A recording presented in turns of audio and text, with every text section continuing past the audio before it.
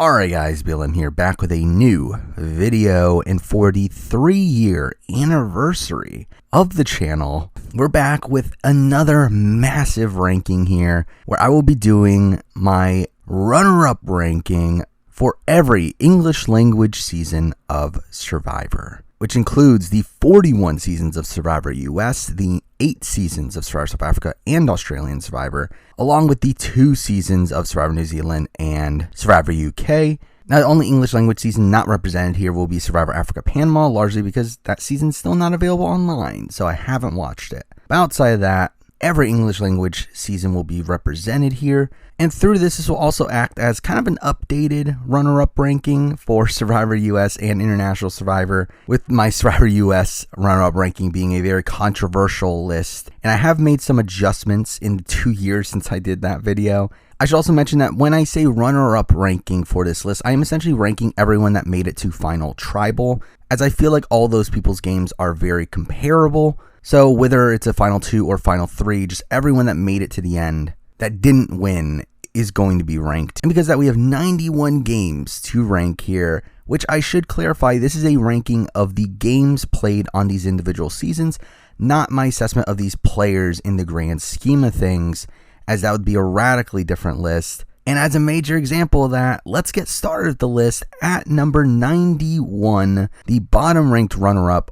of all time for me is Natalie Anderson from Survivor Winners at War. And again, Natalie Anderson, one of the best players to ever play Survivor. However, played an abysmal game on Winners at War. I mean, she literally played the worst possible game she could have played on this season, being the first person voted out of the tribe, spending so much time on the edge up until the final 6, is able to return to the game, and then doesn't survive a single round without some sort of immunity, having idols for the final 6 and final 5 rounds in positions where she probably would have been taken out in those positions. And the only reason she even votes in the majority are due to wonky circumstances like the no votes tribal allowing her to vote for Denise, and Sarah voting out Ben because Ben told her to. And then we get to the final 4 round where she just wins immunity and gets to the end and doesn't make a single move across the season. She really just plays very baseline after having returned at the final 6 in a position where she was the first boot on the season. That, and also I feel like she struggles to win a jury vote. Now she definitely gets votes. Obviously we see her get 4 votes against Tony, and she definitely would have been able to pick up some more votes against like a Sarah. But again, I think she struggles to win the game in most scenarios. And because of that, she's at the bottom of the list here at number 91. Now, at number 90, another person that was voted out of the game and had to come back. At number 90, we do have Tara from Australian Survivor 2017. And I mean, if you can't tell, the people at the bottom of the list here are going to be people that were voted out and came back into the game. Tara is an interesting one, though, where she spends the least amount of time out of the game, where she does get voted out in the mid pre-merge, comes back immediately afterwards, and ends up still getting to the end. I mean, she spends less time out of the game than the next 2 people we will be talking about. I just can't imagine Tara ever winning a jury vote on this season. I mean, really, the main reason she gets even the 3 votes that she gets at Final Tribal is due to Jericho having such a terrible Final Tribal performance. But even in that scenario, the most she got was 3. Like, I can't imagine her winning. There were very few points in the game where she actually had any real control. Like, while she did essentially become the kingmaker at the end of the game, allowing Jericho to make it to the end and siding against Lockie in those last few rounds, it's like she really had no control before that and really had no agency throughout a lot of the game, and really kind of just fails at a lot of what she's trying to do until that end game, at the point where she has no chance at winning the game. So because of that, she lands here at number 90. Now, number 89, again, another person voted out, came back into the game, but I feel like this person had more direct control in the game, and that person is Lil from Survivor Pearl Islands. Now, again, this is kind of a similar situation to Tara, where she does become a kingmaker at the end of the game. However, again, I feel like she had a lot more direct control in what was going on, where she is working alongside Johnny Fairplay and Burton in the end game, and there's a major swing vote in taking out Rupert, and then kind of goes alongside them for a while until she decides to flip on Burton at the final 5, takes out Dara immediately afterwards, and goes to the end against Sandra, who was probably not the best opponent for her. I mean, definitely she would have had more of a chance against Johnny Fairplay. She does spend a few rounds out of the game. She is the third person voted out, comes back at the merge. Again, it is a very faulty game, and to be fair, there isn't that much of a difference between Lil and Tara.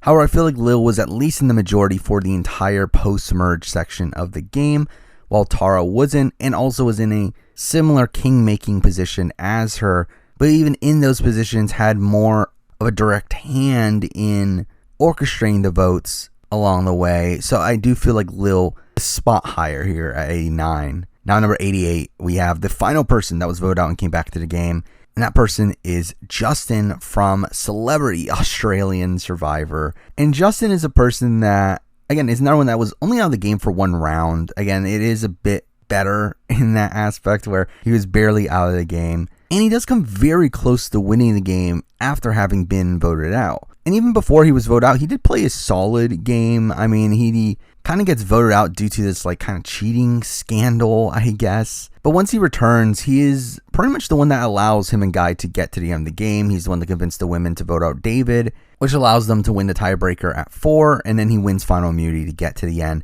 in a position where he only loses in a 3-2 vote. I just feel like Justin was the closest to winning of these 4. Also has the least flaws of these voted out players and had more control in getting himself to the very end. So that's why he's here at number 88. Now, number 87. This was an unpopular pick back on my original runner-up ranking, but I still agree with it at 87. The first person not voted out of the game and having to come back, but here we do still have Kelly Wigglesworth from Survivor Borneo. Again, to me, I think Kelly actually plays a solid first, 2/3 of the game. Again, pre-merge, she's pretty strong. She is tied to Stacy, but once Stacy goes, she builds a strong bond with Sue Hawk. Once she gets to their merging and she's part of the Toggy Alliance, again, it's good stuff early on.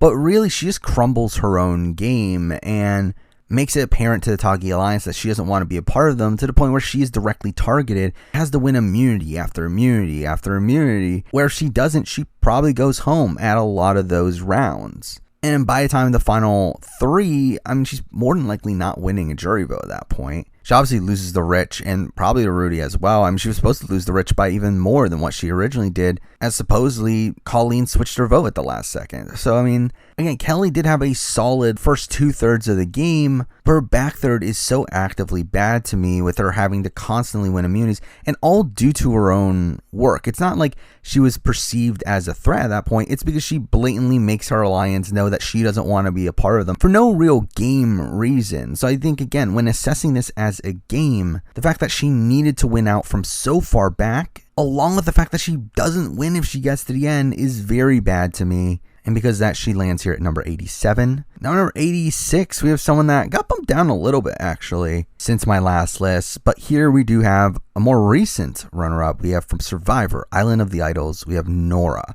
And Nora is an interesting case because I think Nora played more strategically, or at least tried to play more strategically, than a lot of the people that we're going to be talking about pretty soon. However, I think she also played terribly strategically.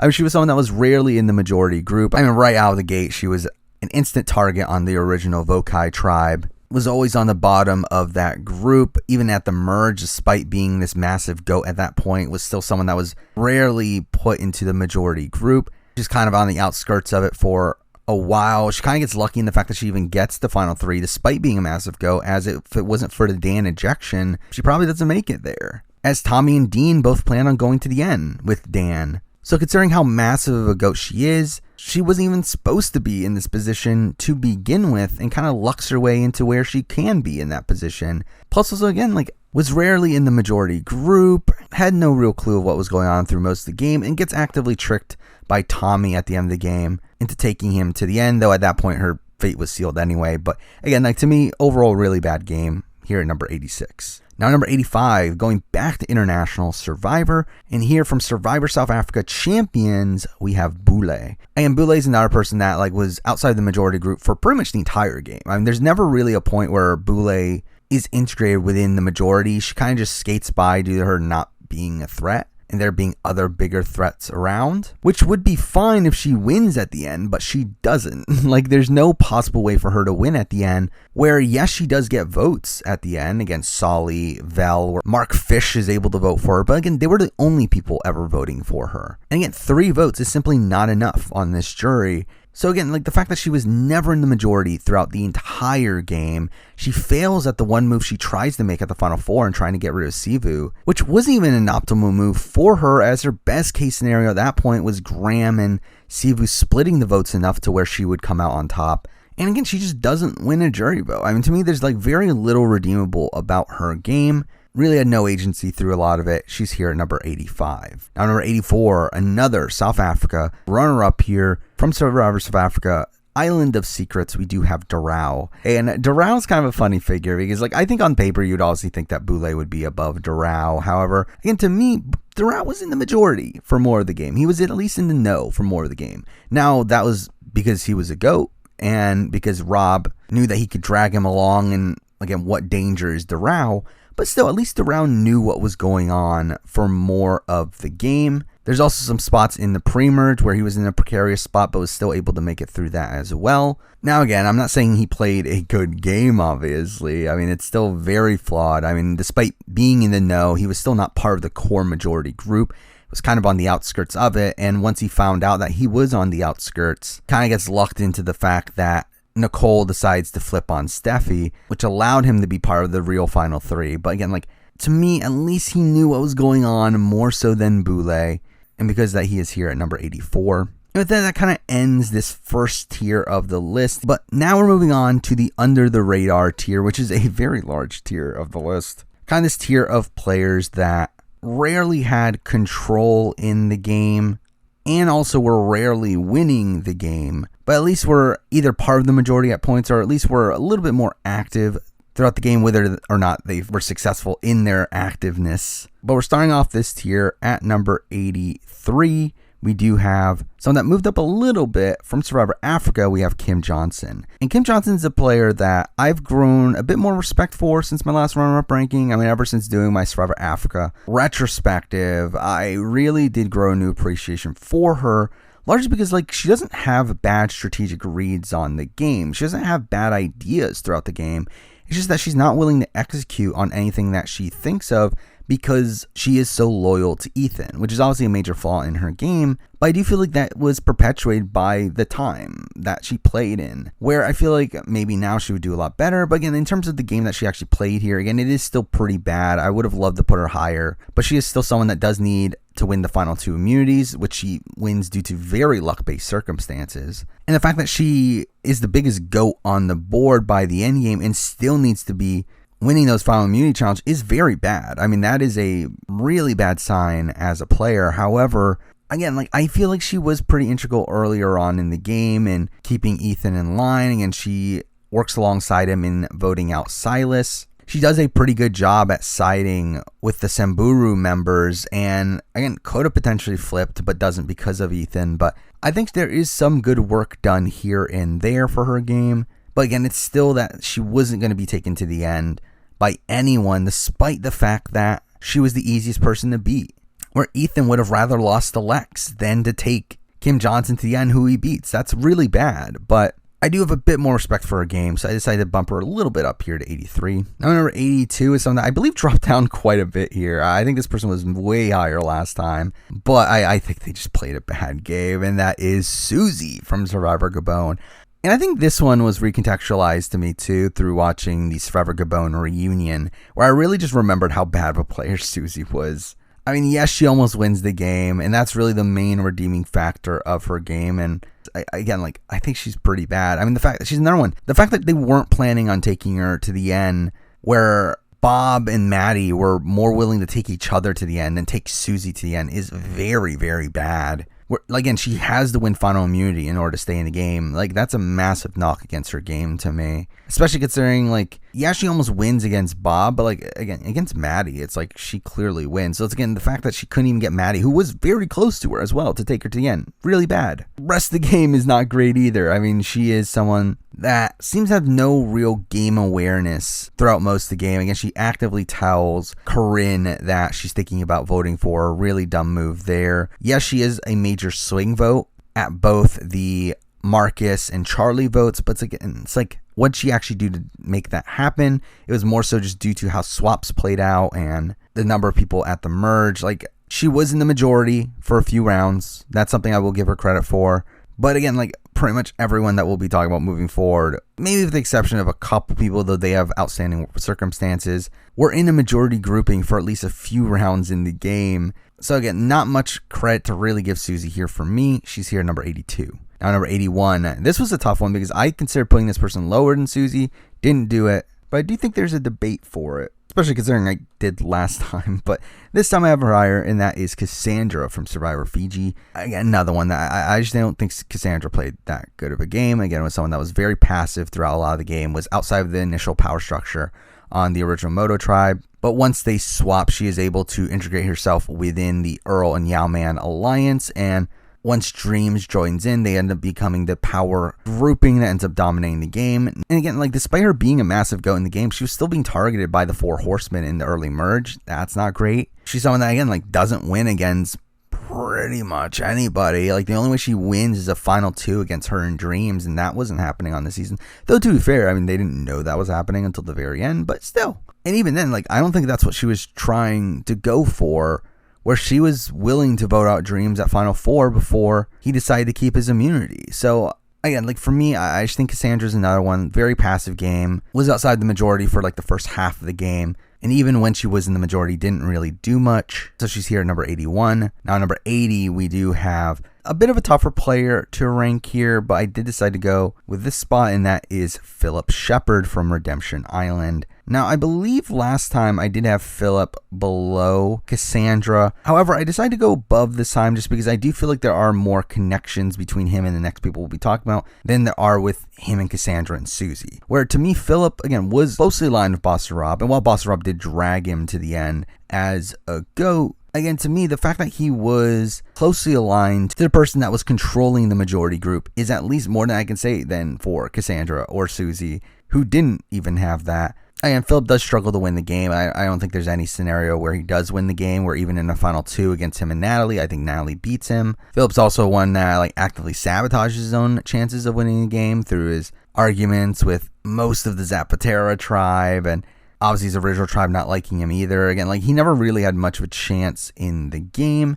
but was someone that, despite initially being on the outs, was able to integrate himself within the Ometepe group. Again, something that I think Cassandra fails to do, where Cassandra literally needs a separate group to integrate herself into in order to move along in the game. Philip is able to integrate himself within a group that he was initially ostracized from, which I feel like that's slightly more impressive. And again, is alongside Boss Rob during the end game. Again, not saying his game is great, but I do think it's slightly better for me than Cassandra's. It's here at number 80. Now number 79, we're moving on to probably one of the more infamous runners up here, someone that is not well respected at all within the community. However, I do feel like there's at least slight pros to his game over Philip, and that person is Will Sims from Survivor Worlds Apart.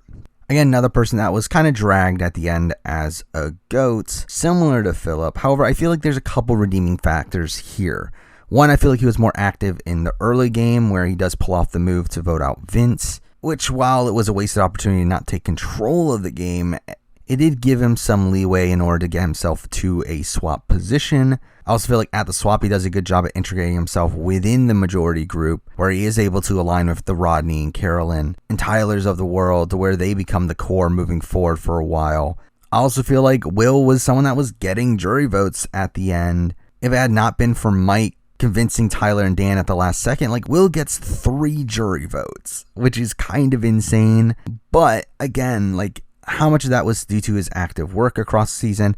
I don't think much. I mean, it does seem like he was well, like, socially from people outside of Shireen. But outside of that, I don't feel like he is someone that played particularly well, didn't play particularly hard, especially from the second round of the merge on, where at that point he kind of just coasts. Someone that didn't really have much respect, and because I can't put him much higher, but he's here at number 79. At number 78, a player that I think was at least more active in the game. Now, I will say this person's probably a bit more messy in the game than Will. But at number 38, we do have Julie from Edge of Extinction. And this is kind of a tough one because, again, I think she was playing the game a lot harder. We do see her actively strategizing and trying to get her way at points, and while she does fail at certain points, she is part of a decent majority group early on in the merge with Eric and Ron, and while that does get blindsided, she kind of goes in and out of the majority alliance along the way, which is technically not ideal for someone that, again, is perceived as a GOAT anyway. The fact that she was in danger at a few rounds in the end game is a pretty bad sign. But again, the reason she's higher than the last few people to me is because she is at least a bit more active. She does obviously flip against the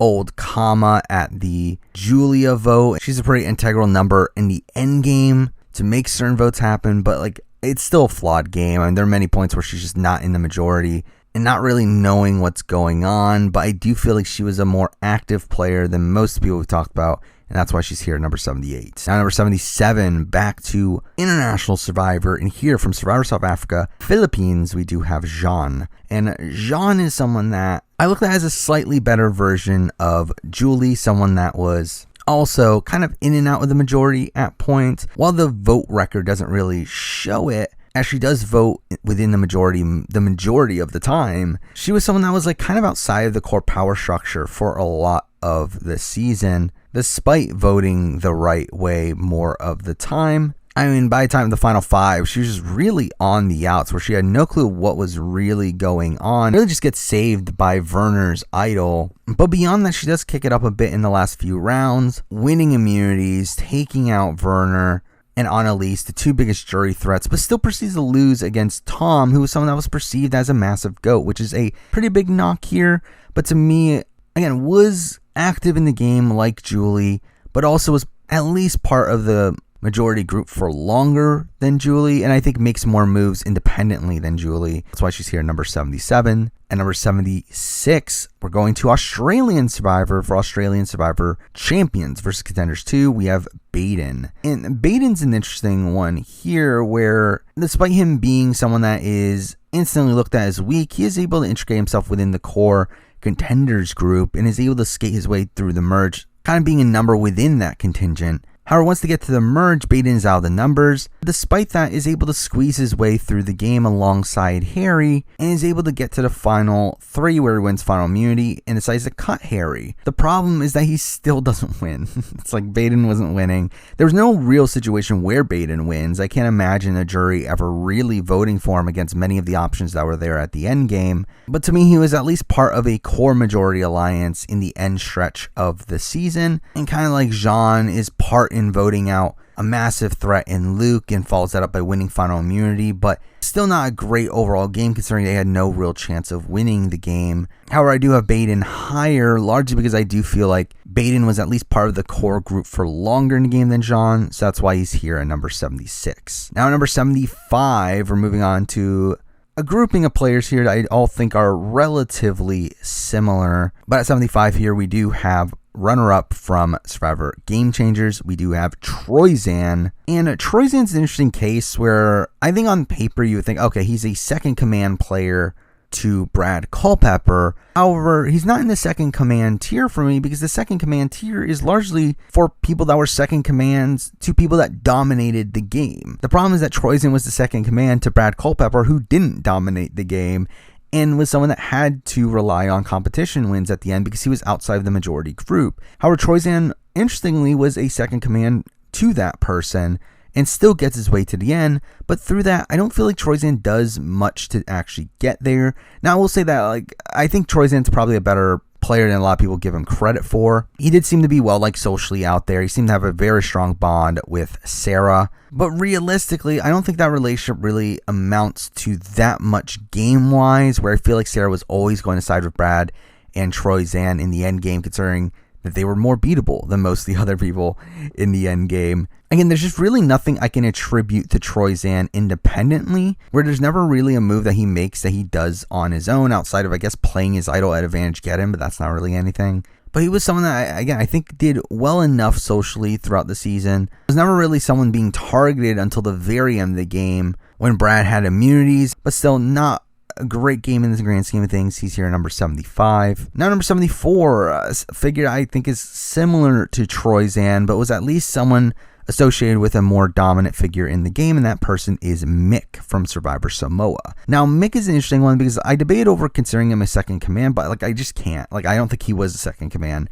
to Russell. I mean, I think it's pretty clear that Mick wasn't really that integral within decision-making on the original FOFO. I mean, despite being the leader, he was someone that really lost a lot of respect from a lot of the players out there due to his poor leadership. I just think in general, Russell was definitely willing to cut Mick throughout the game. Had it benefited him, it never really did. Mick is also someone that, again, struggles to win a jury vote. Now, obviously, there's this rumor out there that the Galoo members originally wanted to vote for Mick to win. However, that's kind of been debunked here and there. And even if that is the case, that means that he actively sabotaged his own chances of winning the game. Anyway, he has a bad Fallen Tribal performance. Really doesn't do much throughout the game. And it's kind of just alongside Russell for a lot of it in a position where he loses at the end, due to the fact that he didn't have much respect from the jury. Again, not much positive here, but again, at least he was more attached to a person that was actually running the game, and that's why he's here at number 74. Now, number 73, kind of a similar thing. Someone that actually moved up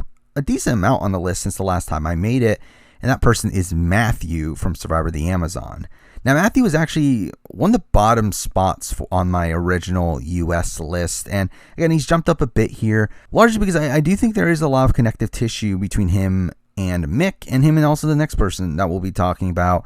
And again, being attached to a figure that was more dominant in the game, though didn't really have as much of a say in the decision making to be like a true second in command, which would place them a lot higher, but not enough to really fully discredit their game for me.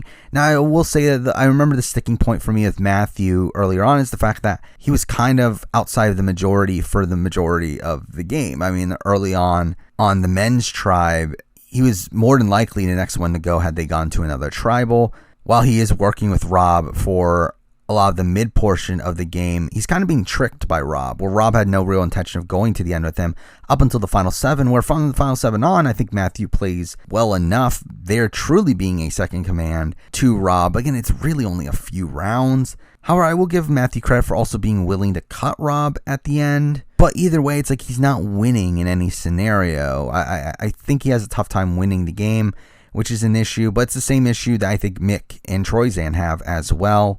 I think they're all in a similar sort of tier. And while Matthew was probably outside of the majority for longer in the game than Mick, I do feel like Matthew was a bit more active in the game than Mick, particularly in the endgame stretch. So that's why he's here at number 73. Now, number 72. Again, very similar player here. We do have Ken from Survivor Millennials Gen X. Again, another one that I think bumped up a little bit. Again, I think for me, Ken, again, plays a very similar game to Matthew. Another one that was kind of outside of the majority group early on in the game. Though, unlike Matthew, was aligned with David from much earlier on and was closer tied to him than Matthew was with Rob. Also, I think Ken had more relationships in the game. He had a strong relationship with Jessica, with Hannah. The problem is that he was not well respected within the game. His original Gen X tribe did not really respect him. He obviously loses the respect of a lot of players in the post-merge, especially someone like a Will Wall after him testing him, which is all dumb.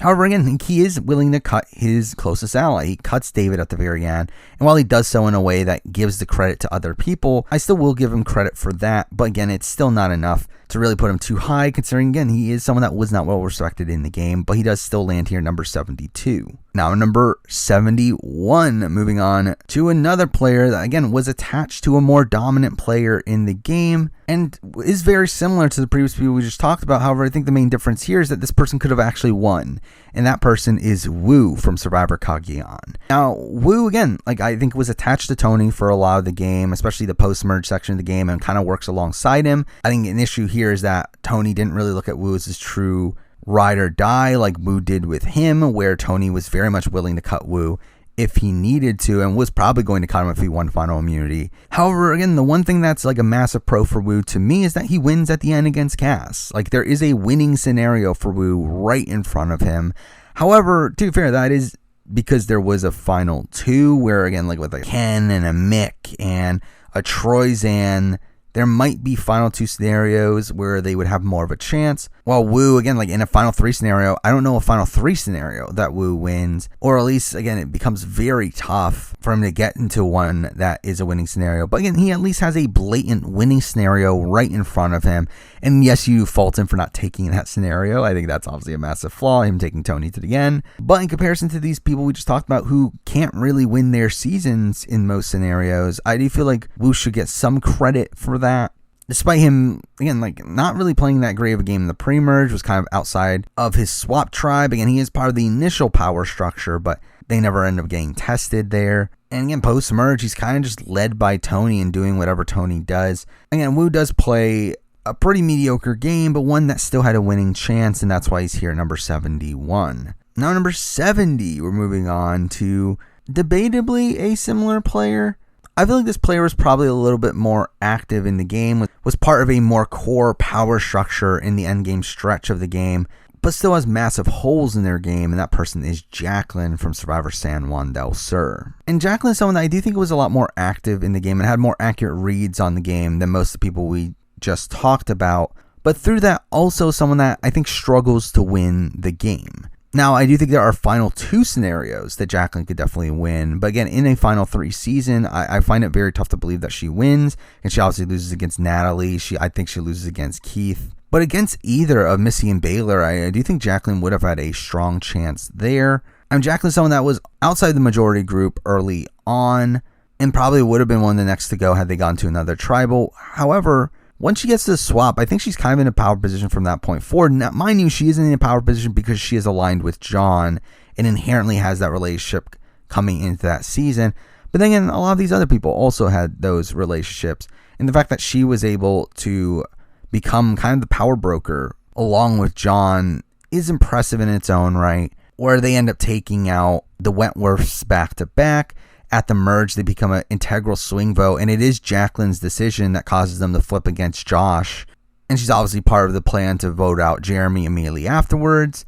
And from that point on, she's part of the core power structure up until the final 6, where John is eventually blindsided. And you have the knocker at final 5 for being saved by Natalie. And at that point, essentially having no chance at winning the game. But again, she was a pretty big player alongside John for the middle, like 2/3 of the game. It is her beginning of the game and the tail end of her game that are pretty bad. And also she has no real chance at winning the game that make it tough to put her much higher. But I do feel like she had more agency in the game than some of the people we've just talked about. And she lands here number 70. Now, number 69, we have one of the more recent runners-up to be added to the list here. From Survivor Winners at War, we have Michelle Fitzgerald. Now, Michelle is an interesting case here because Michelle is someone that gets all the way to the end despite almost never being in the majority group, but did have certain moments across the season where she was able to pull off some moves. Again, she is blindsided right away at the Natalie vote, but is able to regroup and become part of the majority on the original Cele, particularly being a major decision maker in the Ethan vote. She then gets swapped into a pretty beneficial position where, while the show tries to perceive it as her being on the bottom alongside Parvati, that was never really the case, with her actually being on the top alongside Nick and Wendell. And while that group does become the minority group come into the merge, she is still able to skate her way through. Though again, like, it's also, while she doesn't really have much clue of what is going on from that point forward. I mean, to me, a lot of her early game on the season is pretty strong outside of that first round, but a lot of her post-merge is pretty bad, with her either not really knowing what's going on or being looped in at the last second or needing immunities at certain points in the season and then getting lucked out by the edge at the very end of it. But even despite all that, she was someone that the jury still respected. Not obviously over Tony, but I do think if it was a final 2 between Michelle and Natalie, I think Michelle wins that final 2. I do think if it's a final 3 of Natalie, Michelle, and Ben, or Natalie, Michelle, and Denise, like, I think Michelle would have a serious chance at winning the game. To me, there are win scenarios for Michelle in the end game. It's just that those were very unlikely to happen. And to be fair, she didn't really work towards those things happening. But I do respect how active she was in the game, despite her failing at a lot of portions in the end portion of the game. But considering she did have a strong-ish start and still had winning scenarios at the end, I do have her here at number 69. Now, number 68, we have a player that was a lot less active in the game than Michelle, but I think was a lot more secure in a majority group for more of the game than Michelle. So we're moving on to Survivor New Zealand, Thailand. Here we do have Tess. Now, Tess is someone that, again, was in the initial majority group, being very tightly aligned to the Brad and Adams of the world, and they really held control throughout the entire pre-merge section of the game. Even the post-swap, they were able to hold control. And even the early merge, they were able to hold control. But then once Brad gets blindsided, she kind of is just there for the rest of the season. She is an underdog that does win challenges at points and is kind of left in the game as someone that isn't that big of a threat. Though despite that, she gets to the end where she gets 3 jury votes. Problem is, I don't think she ever wins the game because I think those are the only 3 jury votes she can ever get. Where she gets Adam, Renee, and Brad, but I don't think any of the other 4 jurors were ever voting for her. And that is a massive knock there. But again, the first 60% of the game, she was in a pretty powerful position, despite her not being overtly dominant in the position. But still, she was just really clueless in the back portion of the game. That does make it tough to put her any higher. So because that, she lands here at number 68. At number 67, we have one of the most recent runners-up of Survivor US. And this might be an unpopular opinion, especially considering the people that are going to be directly ahead of him. But here we do have Xander.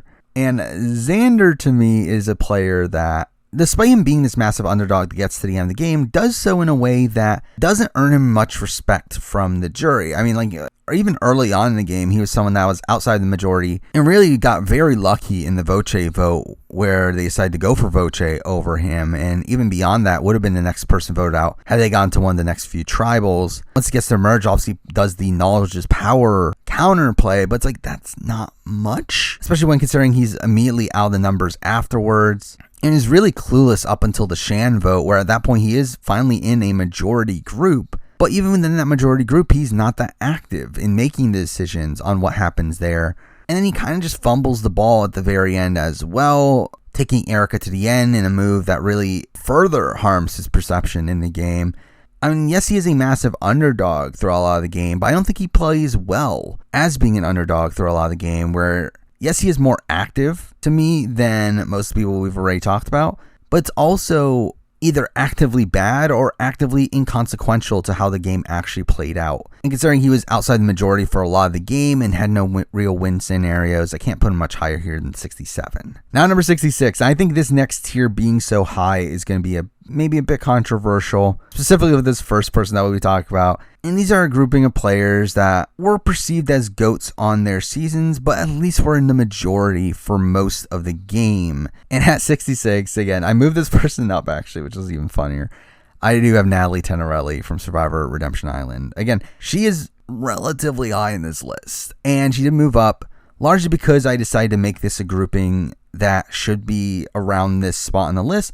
Largely because, again, Natalie Tenorelli was at least in the majority for the entirety of the game. She was alongside Boston Rob throughout the entirety of the game. While she does struggle to win a jury vote, where again, I think the only way she wins is a final 2 against Philip, which wasn't happening on this season, which is obviously a massive knock there. It's to me, it's at least she was part of the plans that were executed across season that led to pretty much every vote out of the season. She was at least part of the majority for pretty much the entire game, more so than any of the people we've already talked about who all have sections of the game where they weren't in the numbers. Well, Natalie Tenorelli was in the numbers the entire game. Not saying Natalie Tenorelli played a good game, obviously. Again, she's still number 66 on this list, but in comparison to the people that she is above, I do feel like she was in the majority for more of the game, and because of that, she lands here number 66. Now, number 65, we have a runner-up that I look at kind of similar to Natalie, but was probably a bit more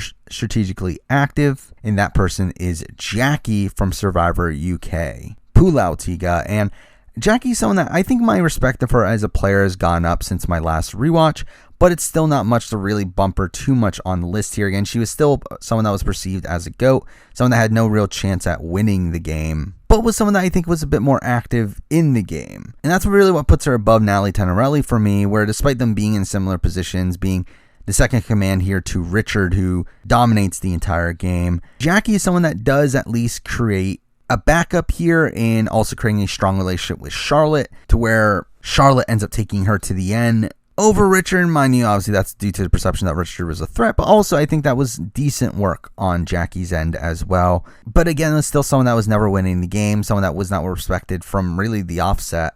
And really overall, I think plays a kind of similar game to Natalie Tenorelli, but has minor pros like that. It was probably more integral in decision making at more individual points. So because that, Jackie is one spot above her at number 65. At number 64, we have someone that I think was less active than Jackie, but was also someone that was closer to winning, kind of, and that person is Courtney Yates from Survivor China. Now, Courtney, again, was someone that did get jury votes at the end, and is someone that I think probably would have gotten jury votes in most scenarios. However, again, I think she struggles with actually winning any of those scenarios, but again, was also part of the majority of the entire game. She was along with Todd and Amanda the entire game. Now, I do think she was the third in that grouping, where unlike a Natalie Tenorelli, who I do think was Boss Rob's number one ally, Courtney was the third, where Amanda and Todd were each other's closest allies, and Courtney was kind of just there for the ride. Again, I don't think Courtney was that active in the game. I don't even think Courtney really wanted to win the game that bad until the end. But she was still part of the majority group and still did get jury votes at the end, and I think probably could win in certain more unrealistic scenarios, but either way, again, in a similar tier as the Nat Tenorellis and the Jackies of the world, but again, slightly higher because of that. She's here at 64. Now, number 63, again, another person in a similar tier, but I think this person was a bit more active in the game, and that person is Katie Gallagher from Survivor Palau.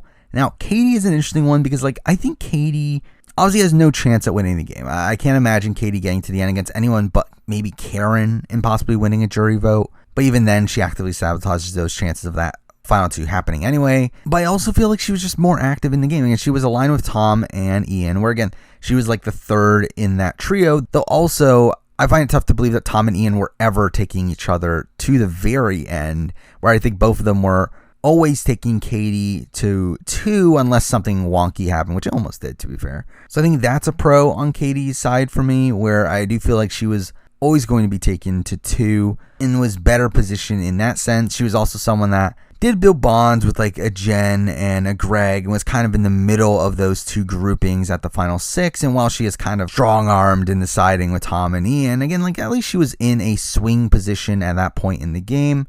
Again, overall, I just feel like she was a bit more active strategically in the game than the people we've just talked about, but also still struggles to win the game, so she's here at number 63. Now at number 62, we have someone that, again, kind of similar game, but was a little bit closer to winning the game to me, and that person is Clay from Survivor Thailand. Clay is someone that, again, I think similar to Katie Gallagher, was someone that was aligned with the dominant force of the season here with Brian. However, I think in this situation, Clay was a lot closer to be taken to the end and was always going to be taken to the end by Brian. However, I think in this situation, the pros for me with Clay are that he almost beats the person that perceived him as a GOAT in Brian, only losing in a 4-3 vote where, again, debatably, he possibly could have gotten one more had Ken leaked the Brian stuff, which, to be fair, I don't legitimately think that would have happened, but again, it's still a possibility. Also, again, Clay was more so working directly with Brian than Katie was with Tom, who does end up taking her to the end. So I think that's a pro there. I will say that I do think Clay is probably less strategically active in the game than Katie, but I also feel like he was closer to winning than Katie, which is why I did put him slightly higher here at number 62. Now number 61, where back-to-back here, we have two pretty similar runners-up, where I feel like there were points where they were active in the game, but they do end up becoming kingmakers by the end of it. At 61 here, I do have probably the more delusional of the two, and that is Michael Skupin from Survivor Philippines. And Skupin is someone that I think is an interesting figure on the season, being someone that obviously has this target on his back, being a returning player in a cast of mostly newbies, at a point where the newbies knew to gang up on the returning player. And despite that, Skupin does initially become part of the core power structure on Tendang. That does eventually crumble by the time of the merge, but even along the way, he's able to build bonds with RC and Lisa, and his relationship with Lisa obviously becomes really integral to the end game, where he ends up flipping at the final 9, and once he does so, becomes part of the core group that runs the game from that point on, with him, Lisa, Malcolm, and Denise. However, I think a major issue here is Skupin's delusion, and the fact that he was simply not respected by the jury, was never winning a jury vote, probably. Though, to be fair, in a Lisa, Skupin, Abby final 3, I do think he definitely gets votes, where both Malcolm and Denise have confirmed that they would have voted for him. And he obviously gets Carter as well. But still, I do think Lisa pulls it out there. But the thing is, like, he was the most active in not making that situation a reality. He is the person that turned down that plan and wanted to get rid of Abby, while Lisa considered keeping Abby in that spot. And I do think that is a knock for Skupin there. He largely has this delusion of grandeur across the season, where he just thinks that he's going to win if he gets to the end, despite so many people telling him he's not going to. And through that, he becomes a major kingmaker at the end, where he is essentially the decision maker between Denise and Malcolm, but doesn't really realize it because he is so delusional in thinking that he's still going to win the game. That being said, though, again, I will give him credit for having a lot of control in the end game. Mind you, I do think Lisa takes over that control, which is why she's higher on the list. But he is an integral piece to the game at the end of the game. It's just that he was never winning the game and really just becomes a kingmaker at the end of the game. And because that, he ends up landing here at number 61. At number 60, same thing for this person, but just less delusional. Here at number 60, we do have Monica Culpepper from Survivor Blood vs. Water. Again, another similar position. Being a pretty active player in the early section of the game, being part of the main majority group on the original Galong tribe. Through the swap, she's able to still remain in the majority. But then coming to the merge, she does end up flipping against the Aris group, but it's also a person that never really seemed to have the natural respect in the game in order to win. I do think she's someone that struggles with winning any real jury vote. Like, I don't think there's a realistic world where Monica ever wins the game. And kind of like Skupin again, becomes the kingmaker at the end of the game, where she's essentially deciding who does win at the end. But for me, again, I feel like Monica was a bit more self-aware in the game than Skupin. I feel like Monica also makes the moves that are in her best interest a lot more, where I do think her best case scenario was going to the end against Tyson and Jervis and hoping for a bitter jury, while I feel like Skupin doesn't take the road that was the best option for him in going against Abby. So again, that's a slight difference there that puts Monica higher for me at number 60.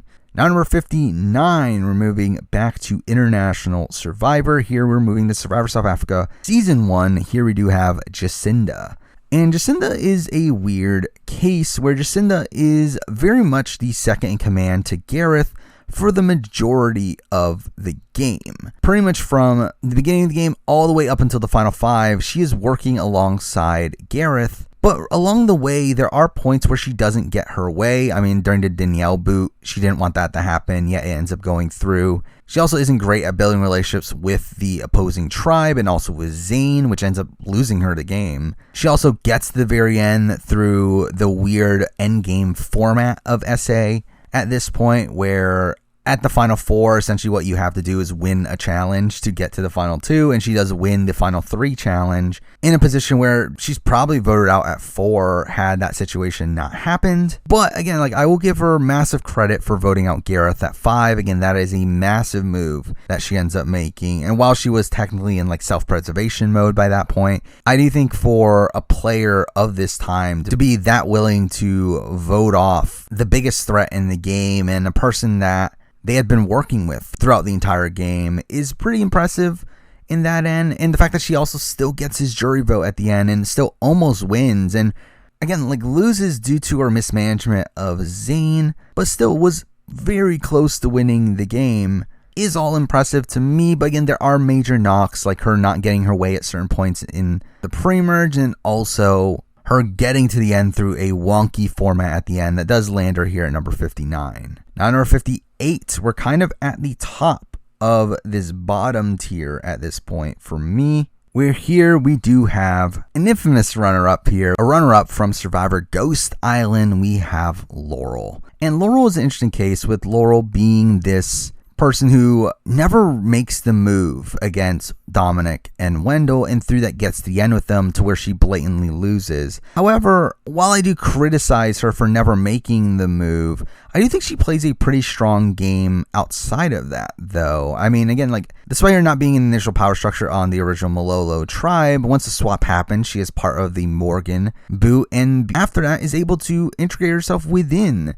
the people she just blindsided in Dom and Wendell, creating this 4-person alliance with them and Donathan that ends up pretty much running the show in the post-merge. Now again, yes, she should have flipped against Dom and Wendell, but to be fair, there weren't many opportunities to do so. And the opportunity that she really had was one where, if she had done so, she's just flipping to the bottom of another group. Where, yes, you can argue that, okay, she can flip back and forth in order to try and navigate through the endgame, but also, was she really going to be able to do so with the likes of a Kellen and a Chelsea and a Seabass and an Angela and these people who I think were pretty stuck in their ways? Like, I do feel like she was just kind of doomed from the offset, and while it would have been more ideal, obviously, to see her try to make a move, I don't think it would have been effective enough to cause her to end up winning the game. But at the end of the day, again, like, I don't think she played a bad game. Again, like, I think the fact that she was even able to get Dom and Wendell to be so loyal to her to begin with is very impressive. And I think she was just in a losing position through a lot of the endgame anyway, considering Dom and Wendell were so dominant, had so many advantages at that point, and also had immunities at points, and like, they just weren't vulnerable through a lot of that end game. And I do feel like Laurel still played a solid game, but again, due to the fact that she does never make the move, she is not really someone actively controlling the game at any point in the game. She does land here at number 58. At number 57, now we're moving on to, again, the mid-tier of the list, which is obviously very big. I mean, it's a big mid-tier. We're starting it off with some players that had some messier games here. And at 57, we do have, from Survivor South Africa Champions, we have Sivu. And Sivu is a player that I've always really liked. I always like how he approaches the game. However, I think the actual game that he plays on this season is still very messy. I mean, he is someone that is in a pretty big swing position early on in his initial tribe, but once a swap happens, he kind of just becomes a lackey for Shane and Marion, kind of just following whatever they do for really the majority of the rest of the game, where once Marion is gone, he's kind of second command to Shane for a lot of it. Despite Shane also being on the bottom alongside him, Shane is eventually blindsided with 2 idols in his pocket, to which Sivu is able to find one of those idols and utilize it at the final 5 to save himself, which is like a double-edged sword there. It is an idol that he actually originally found back in the day, but was stolen from him because there were no rules on idol stealing at this point. So it's like, technically he should have had the idol the entire time anyway, but also, had this been Survivor US, the idol would have been void when Shane got voted out. So again, it is a question mark there on like how much to knock his game for that. But either way, I'm like, he is also, again, getting voted out there if he doesn't use the idol. So I overall do look at it as a knock. And also, his final 4 round is pretty bad, considering the fact that his own closest ally at that point in Boulay tries to flip the game on him, despite it not even being in her best interest to do so. And he really lucks his way into a tiebreaker there, where the only reason he does is because Boulay didn't bother to try to tell anyone else about the plan, where if she had told Graham about it, he probably would have gotten on board. So again, that's really bad on Sifu's end as well. Also, he does technically lose Marion's vote at Final Tribal, where coming into that, it was going to be a much closer vote, but he does lose Marion's vote. That's not great either. But again, the reason he is this high is because I do think he is a savvy enough player, one that did have a lot of agency early on in the game, someone that did have some pretty good jury management along the way, though to be fair, that probably would have been effective if he was against all people from his original tribe, but with him being at the end against Graham, who was someone that was always getting the votes of his original tribe members, he does end up losing here. But again, it's overall a very messy game, but one that does have pros and cons. He does land here at 57. Now, number 56, another really messy game, but one that was probably in the majority for more of the game. And at 56, we do have Dean from Survivor IOI. Again, he was in the majority for a lot of the post-emerge section of the game, working alongside Tommy in order to get to the very end, which he is eventually able to do so. However, there are some issues here. I mean, pre-merge, he's kind of just there, where like he is technically part of the majority group, but he's also on the bottom of that group, and they do plan on flipping on him before even the swap. at the swap, he is on the bottom and does need to be saved by Kelly's idol. And again, post-merge, he does link up with Tommy to where him and Tommy and Dan were going to be the clear final three had Dan not got ejected, but even then he still makes it to the end. But this is all while Dean just really gets outplayed by Tommy along the way at almost every opportunity. Also, Dean is really bad at managing his perception, where he was looked at as a GOAT for the majority of the season. And even after finding all of these advantages, the jury just simply didn't care because he didn't really use most of them effectively. So again, that stuff's not great, but I mean, there are still worlds where he could possibly win. I know Dan had not gotten ejected and he got to the end with Dan and Nora. I think Dean probably wins that final three. So at least there's that. But again, still overall a very messy game, but one that was at least in the majority for more of the game than Sivu. He's here at number 56. Number 55. Moving on to a player that I'm very conflicted on, mainly because this person does go on a massive immunity streak at the end, but it is a question mark of how much they needed that streak. And at 55, we do have Ozzy from Survivor Cook Islands. Now, Ozzy to me plays a pretty mediocre early game. I mean, yes, he is someone in control of his original tribe, but he's really messy with that control, where he decides to throw the second immunity challenge of the season to get rid of Billy Garcia, which just seems really pointless. Like, I really don't get why he does that.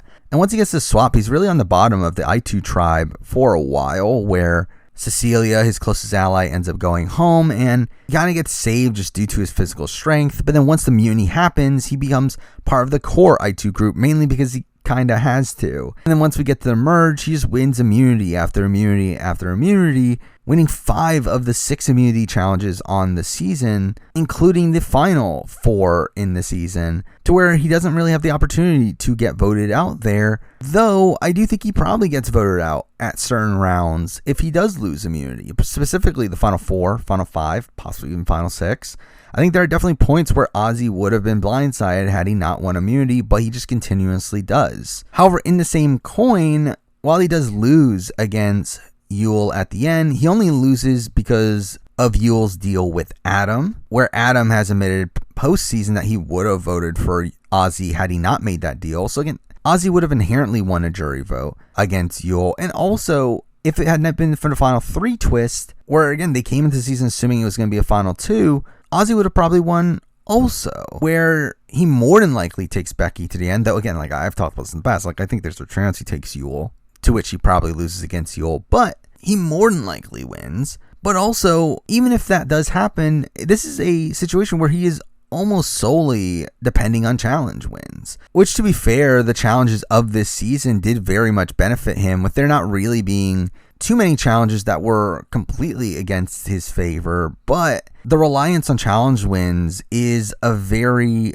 unstable way of getting to the end, just due to you're under the mercy of whatever challenge production decides to put together. Had there been like a memory competition in the middle of his run here, he probably loses it to Yul and he probably gets voted out. If there had been the coconut chop challenge along the way, he probably loses. He probably gets voted out. Again, like that's what I'm talking about when I talk about challenge wins. You're essentially putting yourself in a luck-based scenario where you're banking on production giving you a competition that you are going to be good at. And I do feel like with Ozzy here, that is the position that he was in, where I do think he's voted out in any of the last few rounds had he not won immunity. But there's enough merit around his game to not put him at the very bottom of the list like I did with someone like a Kelly Wigglesworth, considering Ozzy had way more winning scenarios here, and that's why he's here at number 55. Now, number 54, we have a similar player that probably had less win potential, but I think had a lot more control in the game, and that person is Brad Culpepper from Survivor Game Changers. Now, Brad Culpepper, for me, again, someone that needed to win out, definitely would have gone home at certain tribals had he not won immunity,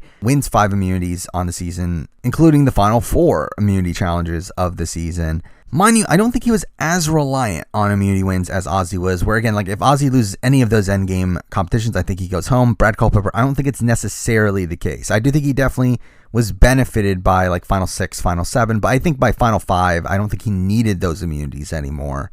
Also, again, like I think Brad was a lot more dominant in the early game. I think he very clearly has a lot of control in the pre-merge, specifically on his swap tribe, where he completely runs that Malcolm tribal, getting the information from JT, telling Ty exactly how to play his idol, and is able to execute it perfectly there. Even on his second swap tribe, where he isn't inherently in the numbers, we do see him building bonds with an Aubrey in order to try to get back into the numbers. After the merge, he immediately is part of the main majority group that does blindside Ozzy, and while it doesn't stick, and that is the biggest hole in his game, it is a lot of control that he holds early on in the game. And also with him potentially winning in certain scenarios, mind you, I do think, again, I think it's a much tougher road for him to win than it is with Ozzy, where he borderline maybe wins against Ty. Same thing with like an Aubrey or like some of these other scenarios where I think he would have more of an argument to get a vote from like a Zeke and possibly like a Haley, and would also probably get Sarah, who's now on the jury. It's like there are scenarios for him to potentially win, but it is a much harder road. But again, I feel like he's a lot more strategically dominant in the game, and he lands here at number 54. Now, number 53, we're on to a streak of players here that had no chance of winning the game, but at least had a lot of control at certain points in the game. And at 53 here is someone that definitely had the least control of the bunch, but was in the majority for the entirety of the game. That person is Susanna from Survivor UK, Panama. And Susanna was part of the John and Johnny alliance the entire season that runs the entire game. They literally run the game from the beginning to the final three. The problem with Susanna for me is that she was the third, where both John and Johnny, despite being massive jury threats to each other, decide to take each other to the end over Susanna, which is a massive knock there, along with the fact that Susanna can't win the game. So when she wins Final Immunity, she's essentially picking the winner there. Again, those are massive knocks. However, I do think Susanna was also decently positioned earlier on in the game, where she is essentially the decision maker on how the game is going to play out, where she could have sided with Lee and Sarah or with John and Johnny, and does go with John and Johnny, which is a much tougher road for her, but at least she had that agency there to be in that position to begin with. And again, she was part of the three-person alliance that runs the season. The problem is that she was the third, and even then doesn't win, which puts her clearly on the bottom of this grouping to me at number 53. At number 52, someone that was more clearly going to the end, but also someone that had a bit more rocky of a game along the way, and that person is Angelina from Survivor David vs. Goliath. Now, Angelina, for me, again, is someone that had a lot of agency early on in the game. I think her first half of the game is actually pretty solid. Like, while she does harm her perception along the way, where by the time the merge, not many people are actually taking her seriously, she is someone that is a massive power player on the original Goliath tribe, being aligned with John Hennigan and being a major decision maker in the Jeremy vote. After the swap, her and Mike are able to hold control on there and create this strong alliance with Nick that carries them to the end of the game.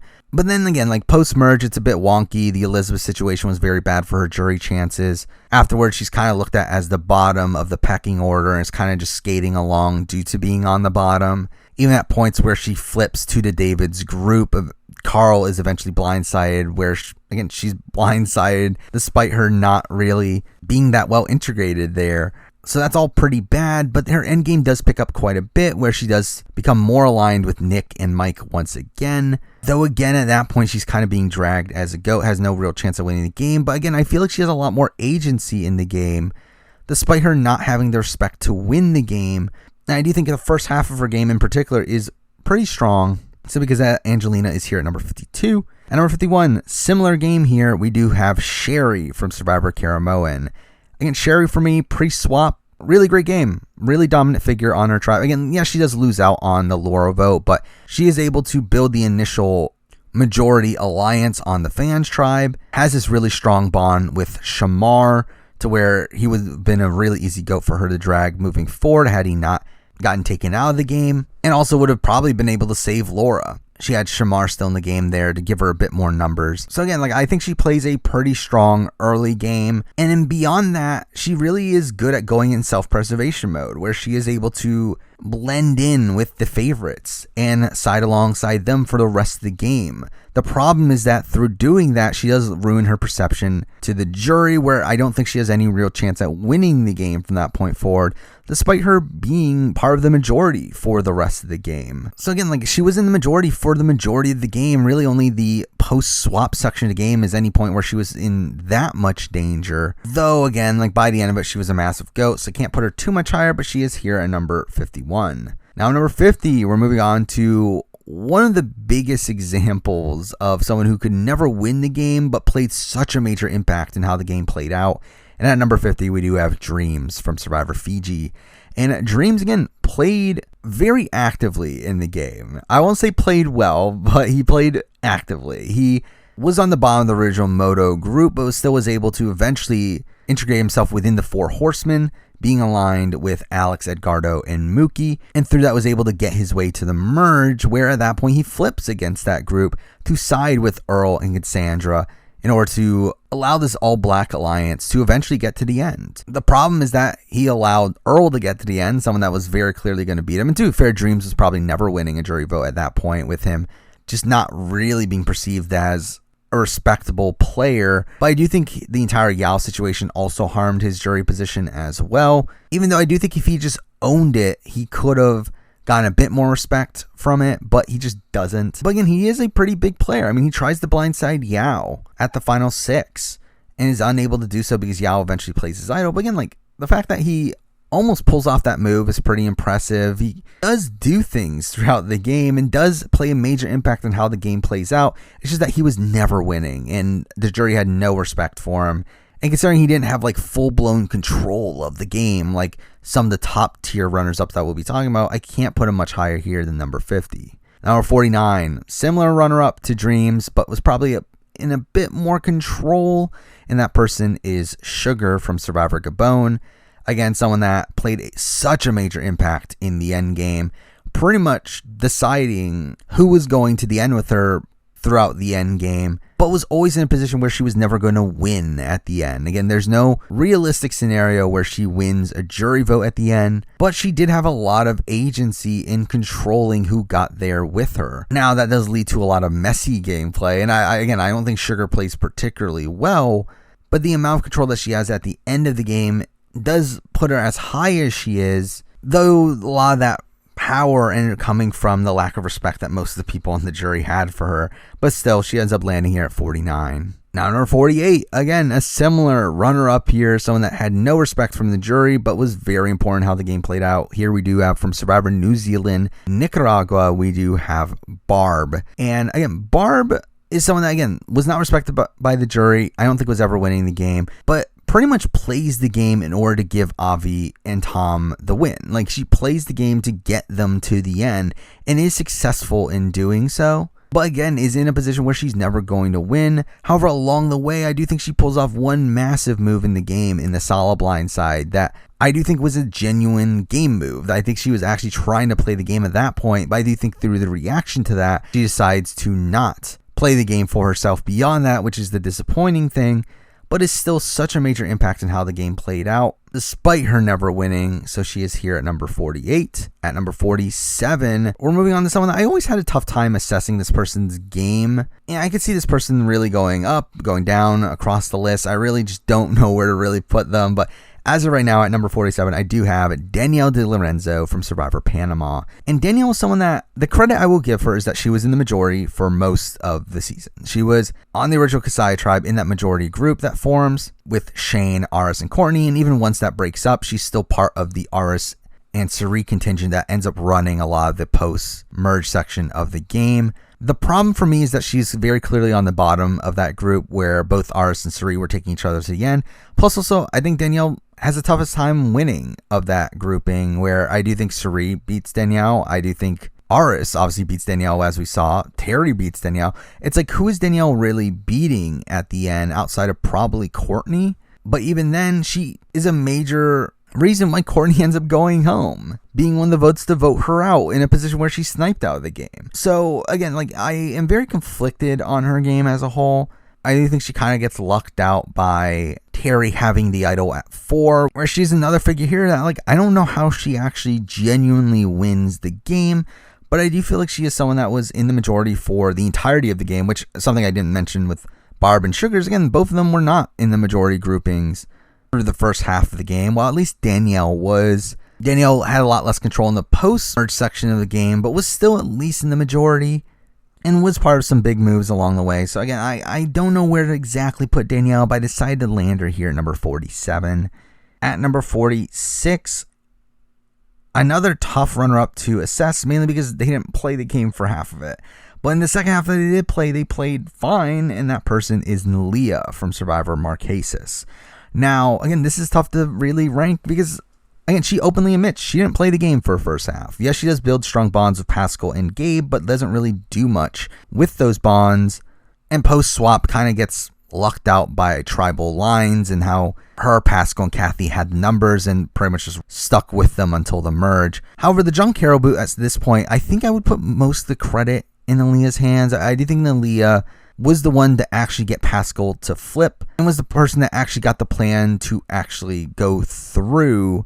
And like, while, yeah, as you can say, oh, Kathy was the one to convince her and Sean was the one to get Kathy on board and like all this other stuff. But like, I would give most of the credit to Nalia at this point for me, which is obviously one of the biggest moves in Survivor up until that point. And I think on paper you would think, okay, she's dominant from that point on, and if she were, she would have been higher on the list. However, the problem is that she's not really. Like, from that point on, yes, she is part of the majority group, but once we get to Final 5, I mean, she is someone that, despite her having less of a chance of winning a jury, she is someone that is still being targeted by V and Sean. At Final 4, once again, she's being targeted by V and Kathy. Kind of lucks her way through the rock situation, where if there had been the modern rules of a fire making challenge between Kathy and Leah, I do feel like Kathy would have beaten her. And then at Final 3, she's technically outnumbered by Kathy and Vecepia, though obviously Vecepia ends up flipping on Kathy, but still, it's like not a great position to be in at the Final 3. And also she just loses at the end. So it's like, I don't know, it's a very rocky endgame for me, despite her having a very strong early merge section of the game, but also considering she was non-existent for the first half of the game, it's very tough for me to really put her too much higher, where I very much want to put her higher on the list, but I just can't really rationalize doing so due to how many holes there are in her game, and she lands here at number 46. Now, number 45, we're moving on to a very active player in the game, but one that, again, like I think struggles with winning a jury vote. At number 45, we do have Missy from San Juan del Sur. I think Missy played a very strong game. I mean, I think outside of Natalie, like I would argue Missy had the most control over the course of this game, where early on in the original Hunapu, she was part of the All Girls Alliance along with Jeremy. That does end up holding the numbers there. Post swap, her and Baylor are able to align with John and Jacqueline and able to take control of the swap tribe. At the merge, her relationship with John allows her to maintain the numbers to vote out Josh and then Jeremy, and then really hold the numbers up until the John boot itself, where I wish that she actually took credit for and actually did vote for John, but she doesn't. But beyond that, it's like her game gets a bit more rocky, where obviously the idol play to take out Baylor is a major knock for Missy's game, and then kind of just lucks her way through the Final 4. But Missy is someone that I do think was in a pretty strong position for like the first, 80% of the game. Like, she was in a decent position up until the final 6 round, and I think that is pretty impressive. The problem is that she was never winning. Like, again, like I don't think she was ever winning. I think she had some terrible jury management at points. I think she just naturally didn't have much respect on the jury. The very end game stretch of her game is a bit rocky, and she was never winning, so can't put her much higher than number 45 here.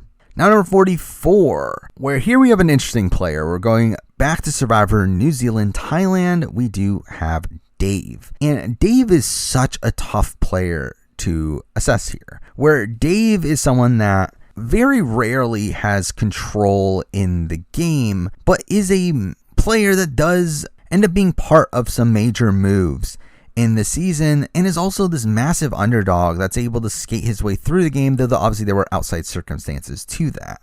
I mean, he's kind of outside of the original power structure on his original tribe, but once he gets to the swap, he is able to align very closely with Aaron and able to pull off the Josh blindside, all by flipping back to vote out Dylan. But then once he gets to the merge, he's kind of down in numbers, but largely gets saved due to his relationship with Matt. Where while I think you can argue that he didn't necessarily need that relationship to make it through, I do think that definitely benefited him in terms of him having Matt, this person who did have a lot of control during the mid-merge section of the game, and having him not even consider taking out Dave along the way, this seemingly threatening underdog figure. And all this for Dave to eventually flip on Matt at the final 6, but again, I would give most of the credit for that move to Lisa, and he kind of just lucks his way through the final 4 round, where Tara ends up deciding to quit the game, essentially. That allows him to skate on through.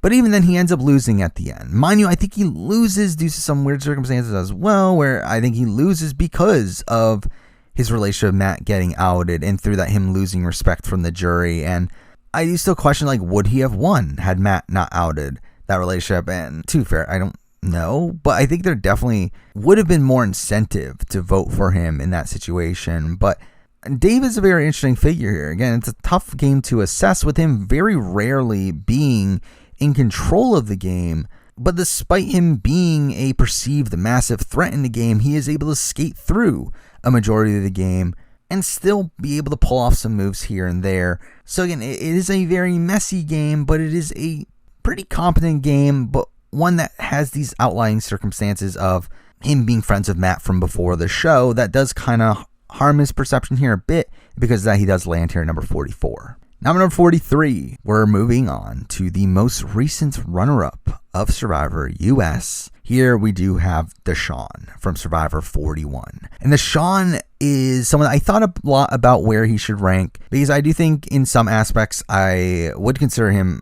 kind of dominant early on, where he was in a very strong position throughout the pre-merge, where he was never really in danger, and had they ever gone to tribal, he was going to be the main decision maker there, whether that be to stick with the Danny, Sydney, Nasirs of the world to vote out Erica, or he could have possibly pulled off the move to vote out Sydney, which he had considered. But either way, like, he would have been in a very strong position at that point. Coming to the merge through his relationships, he's able to survive the merge round and also hold a lot of control up until the Shan boot. He obviously tricks Evie into thinking that there's a chance that they might be staying, and that's pretty impressive as well. The problem is that his game really crumbles at the Shan boot, and from that point on, he's on the bottom and really gets saved by some luck at some points. Largely do or die was a very lucky circumstance for him, but also through his relationship with Erica, which I do think he does a pretty decent job at, but I do think his last couple rounds are, again, very luck-based, where Ricard was just a bigger threat than him. They needed to get rid of him, and then at Final Four Fire Making, he goes to fire and makes it through. I mean, like, it's not a great endgame stretch there, which is the tough thing with Deshawn's game for me, where, again, I think he plays a very strong first 2/3 of the game, but his back third is so bad to me, and also with it not seeming like the jury really respected him, and I do think he would have struggled to win a jury vote. I struggle with putting him much higher on the list, and because that he is here at number 43. Now at number 42, we have a runner-up that I think is very similar to Deshawn, actually, and at 42, I do have from Survivor South Africa, Immunity Island, I do have Nella. Now, for me, again, like, Nella is another one of these players that I think had very strong sections of their game, but also had very faulty sections of their game. I think one of the biggest pros for Nella was the relationships that he was able to build, especially with the members of his original tribe, people like a Rainier, people like a Sean. That does allow him to be saved consistently after the swap, where he continuously gets sent to Immunity Island by them in order to keep him safe in the game. And I think that is something that is impressive. Mind you, he would have been voted out if that didn't happen. But again, the fact that he was essentially saved by his social bonds is still something that I do give him credit for.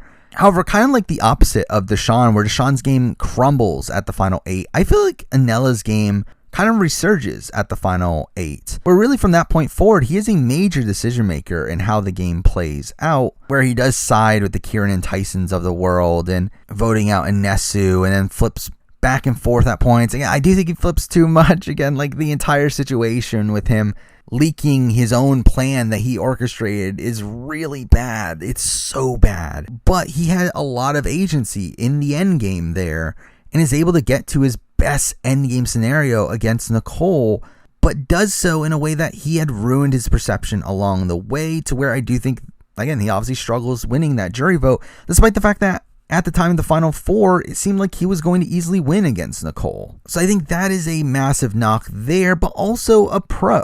Again, in the comparison to Deshawn, where I feel like Deshawn struggles with winning a jury vote in most scenarios at the end, Anela had a winning game up until pretty much the tail end right there and just loses it at the last second, while Deshawn had kind of lost it for a while. And I feel like that is the major decision maker for me on Anela's game, where I do think Deshawn was probably more blatantly in a power position for longer in the game, but I do think Anela had a better chance at winning the game than Deshawn, and because that he lands here at 42. Now number 41, kind of the top of this like messy, aggressive player tier here. Here also from International Survivor, we're going to Australian Survivor All-Stars. We do have Sharn. And Sharn's game on this season is still one that I have a very tough time assessing here, because it is one that she is in the majority for the majority of the season. Like, she has a lot of agency within the game. However, I feel like she makes some really bad end game decisions that really cost her the game. I think the fact that she continuously tries to pretend to the Shawnee, Brooke, and AK side of things that they're on their side for so long, to the point where they get upset at her for pretending that she's with them for as long as she does, is pretty bad. The fact that she ends up going so deep into the game with such a massive target in David, someone that, I mean, obviously does take her to the end, and you have to give her credit for that, but also someone that is so blatantly going to beat her is also a knock there. Though that said, again, like, there are pros to Sharn's game. Again, she was in the majority for most of the game. She is someone that is very skilled at being a swing vote in the game, and while that was to her detriment on this season, I do think it is overall a net positive, especially if you're able to handle it correctly. And then also, I think Sharn still had winning scenarios at the end. I mean, she had one specifically in getting to the end of Moana, which she was very close to doing, where she had one final immunity. She talks about she would have taken Moana and more than likely beaten her. So again, like, there's those are pros. Those are pretty big pros, actually. However, I feel like she just ruins her perception in the jury along the way. And like, again, her beating Moana is not saying much, considering it's Moana, someone that most of the jury just hated. So it's like, again, like, it's a tough thing to assess Sharn's game here, but I did decide to land her here at 41. Now number 40, and we're finally at the second in command tier here, kind of the middle of the list tier wise, where to me, these are the players that I would consider people that were second in command to a more dominant player in the game. We're starting this off with a player that, again, I've debated for a while whether or not they were second command or if they were dominant. I decided to go second command, and at number 40 here, we do have Stephanie LaGrossa from Survivor Guatemala. And like I talked about in my original runner-up ranking, the reason why I decided to go with this is largely because Stephanie, despite her being a technical swing vote at many points in the game, she ends up siding with things that are against her best interest, and siding with things that are more so either in Rafe's best interest or whatever Rafe is wanting to do. Like, I think there are very few situations where Stephanie makes the move that is optimal to her, especially in the end game stretch, where she gets rid of Judd, something that burns that jury vote. She gets rid of Jamie, someone that was one of the few people she could probably win against at the end. Obviously, she ends up taking Danny to final 3 over Lydia, which is a really asinine move for Stephanie as well. It's like, really, there's so many points in the game where Stephanie just makes a move that is not in her best interest. I think a lot of that is because she was kind of just playing along with Rafe. And with these examples being so blatant, to me, I consider the worst of the second command tier, where, again, I feel like all these moves are just really bad, both for her positioning in the game, where it lessens the chance of her getting to the end, even though she does end up getting to the end, but also ruins her chances of winning a jury vote. So really, to me, I feel like she played an all-around pretty bad game here, but was still a second command and someone that did make it to the end, so it's enough to land her here at number 40. Now number 39, we have a player that has dropped significantly since my last runner-up ranking. I used to include him in the tier above. I decided to bump him down to the second command tier here, and that is Albert from Survivor South Pacific. And Albert, to be honest, I think there's debate for him being even lower at this point. I think at the time I put him relatively high due to the fact of how active he was in the game. However, in retrospect, it's like, yes, he's active, but he kind of fails at pretty much everything he tries to do.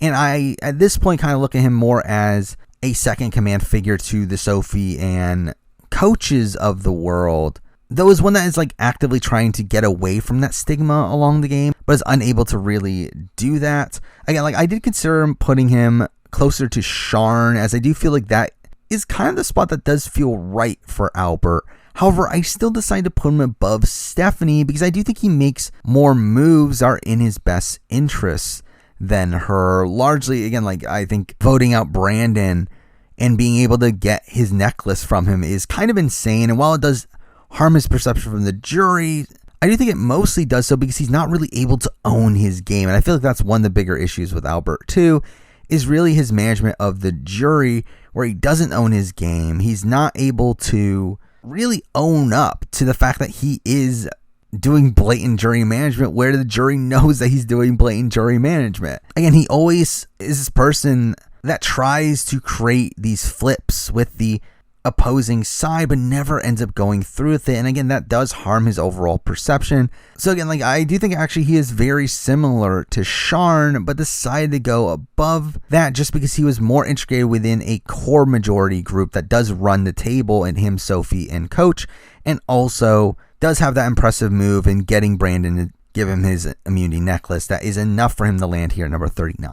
Now, number 38, I debated over this one because I think this person's probably too high. However, this person still had winning scenarios at the end that does make them as high as they are. And at 38, I do have Shona from Australian Survivor 2002. Now, again, Shona to me is the second command to Rob Dixon, one of the most dominant players to ever play the game. However, I don't think she's as strategically active as a lot of these second commands that we're going to be talking about, as I feel like a lot of these second commands were at least more active strategically in the game, in the decision making of the game, where I don't feel like Shona was that. I feel like Shona kind of more so just followed whatever Rob wanted to do. But I think a major difference here is that I think Shona could have won the game against anyone but Rob. Where if Katie had won out, essentially, and Rob would have been taken out at 3, Shona probably wins the game. I think Shona wins the game probably against Katie. Again, Katie was not well respected while out there. I think she probably wins against Joel. I think she probably wins against a lot of people. Again, she was someone that was at least respected while out there, but just not more so than Rob. And that is a massive flaw in the game, that she was so loyal to Rob. One of the few people in the game that outright beats her. But it's like, again, like it's a tough thing to assess because I don't think she was active in the game, but also had winning scenarios, but also sabotaged those winning scenarios. So again, it's all over the place, but I decided to land her here at number 38. Now, number 37, back to back, we have 2 runners up that were both second command to the same person. My opinion of these people's games have kind of stayed the same. At number 37, though, we have Sabrina from Survivor One World. Again, second command to Kim. Reason they're lower than the next person we'll be talking about, though, is because I do feel like they were the third in that trio. I do feel like Sabrina is someone that was more blatantly looked at as a threat and probably would have been the person to be booted if Kim had not decided to stay loyal to that group. And I feel like she was very much under the mercy of Kim in the end game. That being said, I do think Sabrina had more of a chance to win the game than the next person we'll be talking about. But I also feel like Sabrina was less integral to the actual decisions that were being made on the island as the next person we'll be talking about. So again, it's a bit all over the place, but I decided to put Sabrina here at number 37. And at number 36, I did go with Chelsea from One World. As again, I think she was more closely aligned to Kim. I think they were actually the decision-making duo there. And while obviously I think Kim takes a lot of precedent there, Chelsea still is the true second in command in this position, but also through that I think had less of a chance of actually winning. Now I do think it would have been interesting to see a Chelsea, Sabrina, Christina final 3 and see who would have won in that scenario. As do the Kim votes transfer over to Chelsea, I'm a bit unsure. But either way, I just feel like based on the game position before Final Tribal, Chelsea was in a much better position to get to the end, and that is enough for her to land here at number 36. Now, number 35, we have a runner-up that wasn't in as strong of a position as Chelsea or Sabrina, but was also in more of a game-winning position than those two, and that person is Let's-A-Go from Survivor South Africa, Maldives.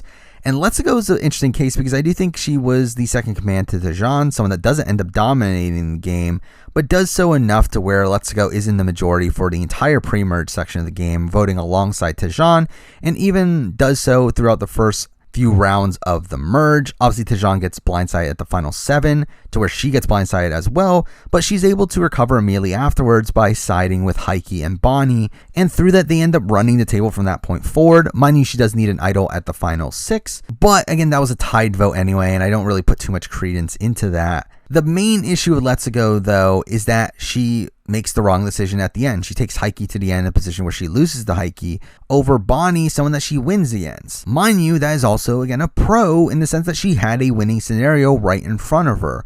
And while she does make the wrong decision there, it was literally right there. Like, her winning game was literally right there. And I feel like that is why I am putting her as high on the list.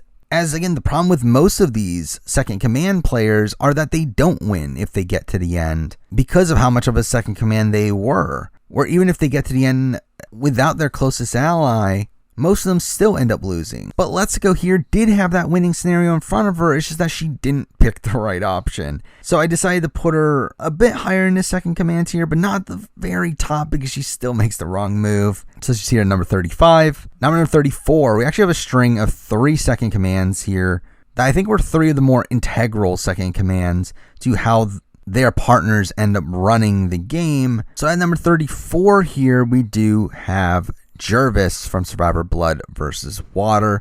And I think Jervis is a very tough player to assess because he is someone that was obviously very closely tied to Tyson. And I think worked alongside Tyson through the majority of the game. The question is, how much credit do you really give to Jervis here? I think that is a question mark. Also, despite him being someone that was technically in the majority the entire game, while the next person that we'll be talking about technically wasn't, I feel like he also had less agency in the game than the next person we'll be talking about, where I do think he let Tyson take charge throughout more of the game and was just hoping to eventually have the opportunity to flip on him at the very end, which just never came up. While the next person we'll be talking about, while they weren't in the majority the entire game, at least had more points where they were clearly making the decisions, where I feel like Jervis never made the actual decisions, and that is why he's here at number 34. At number 33, we have the person I just mentioned from Survivor Cambodia. We do have Tasha. And again, I think Tasha, again, ends up being a second command to Jeremy, ends up kind of just skating through the end game. But I do think there are points where you can point out that Tasha played more aggressively. Like, I do think in her swap tribe, she was put in a very bad position, but despite that, was able to get Abby on her side and proceed to vote out PG and a Jeff Varner, and I do think that is impressive. I also have the merge vote where she does win the battle against Cass. That is also pretty good. And then you also have later in the game when Joe ends up going home, where Jeremy doesn't want to get rid of Joe, but Tasha does, and Tasha gets her way there as well. Again, there are individual points where Tasha gets her way over Jeremy, but still, she does harm her perception of the jury along the way to where I don't think she was ever winning a jury vote, even in a final 2 against Spencer. I do think Spencer beats her. So that is a massive issue for me. But to be honest, I think that's the same issue that Jervis has. And with there being more points to point out of individual things that Tasha did, I decided to put her higher here at number 33. At number 32, similar runner-up, but one that I think was more closely aligned to the person that they were the second command to, and that person is Becky from Survivor Cook Islands. And again, Becky and Yul, I think, were a power duo throughout a lot of the game. I do think they mutually decided on what to do along the game. I think the problem is that Becky was so willing to allow Yul to take the forefront of the game and allowed him to make moves that benefited him more so than it benefited her. I do think that is a flaw there. But again, like if there was a final 2 instead of a final 3, Becky definitely could have gotten to the end with Ozzy in a position where she definitely gets a lot of votes there. Like, while I do think Ozzy pulls it out, like, I think she gets the majority of the votes that Yul ends up getting just without Adam. And possibly Candace at that point. But still, it's like, if Becky had gotten to the end without Yul, I do think there were chances that she could possibly win the game. The problem is that obviously she doesn't end up making the move along the way. But again, I do feel like she was more integral to how Yul was able to dominate the game than Jervis or Tasha were with their second commands. And while Tasha does have more individual points to point out of what she was doing on her own, I feel like there are points in the game where Tasha just wasn't in the majority, while there never really was a point with Becky where that was the case. So I decided to go Becky slightly higher than her at number 32. Now, number 31, we're moving on back to International Survivor for the person who is technically on the top of the second command tier here, but I very much struggled where to put this person because I actually did make a change here from my last international list to put this person in this tier.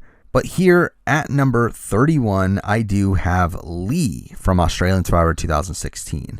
And the reason for this is because I very much do look at him as a second in command to Elle. I do think he was the person that was kind of in the back seat while Elle was the one more openly making relationships that allowed them to navigate through the game. Again, it was Elle that made the relationship with Flick that allowed them to get the numbers at 7. However, I will also say that I do give Lee some credit for pulling along Christie. And it was his strong relationship with Christie that got him to the final 2 to begin with. And through that, I do think he outplays the person he was the second command to in Elle through that relationship and getting to the 3 with that relationship in a position where I do think Flick takes Elle to the end instead, in a position where Elle would probably beat Flick at the end. And while this isn't like really active work from Lee in order to trick her into taking out Flick over Christie, it's like he does still technically get the outcome that is in his best interest there. And it is in his best interest due to the work that he put on Christie. So I do think that is impressive in its own right, but it's also a situation where, again, like he just did not have a good reputation with the jury. The jury just did not respect him. And a lot of that came from his own actions of him preaching about honesty and mateship and all this stuff that wasn't what the jury was looking for. And I do think that is a knock there. But I think in the actual path that he took to the end, I do think it is a mostly solid game. Again, a solid second in command game, with him even outplaying the person he was second in command to at the very, very end. But due to him fitting in the second command tier, he does get left behind here at number 31. Now number 30, and this is a bit more interesting. We're moving from the second command tier into kind of the top of the mid tier, which is actually a pretty big list of people here, of people who I wouldn't necessarily consider dominant players, but players that did have a decent amount of control at a decent portion of the game and did still have some win equity by the end of it. And we're starting off at number 30 from Survivor New Zealand, Nicaragua. We do have Tom. And Tom has always been a very tough player for me to assess because he is one of these figures that does win a lot of immunities. The thing to really gauge is, does he need those immunities?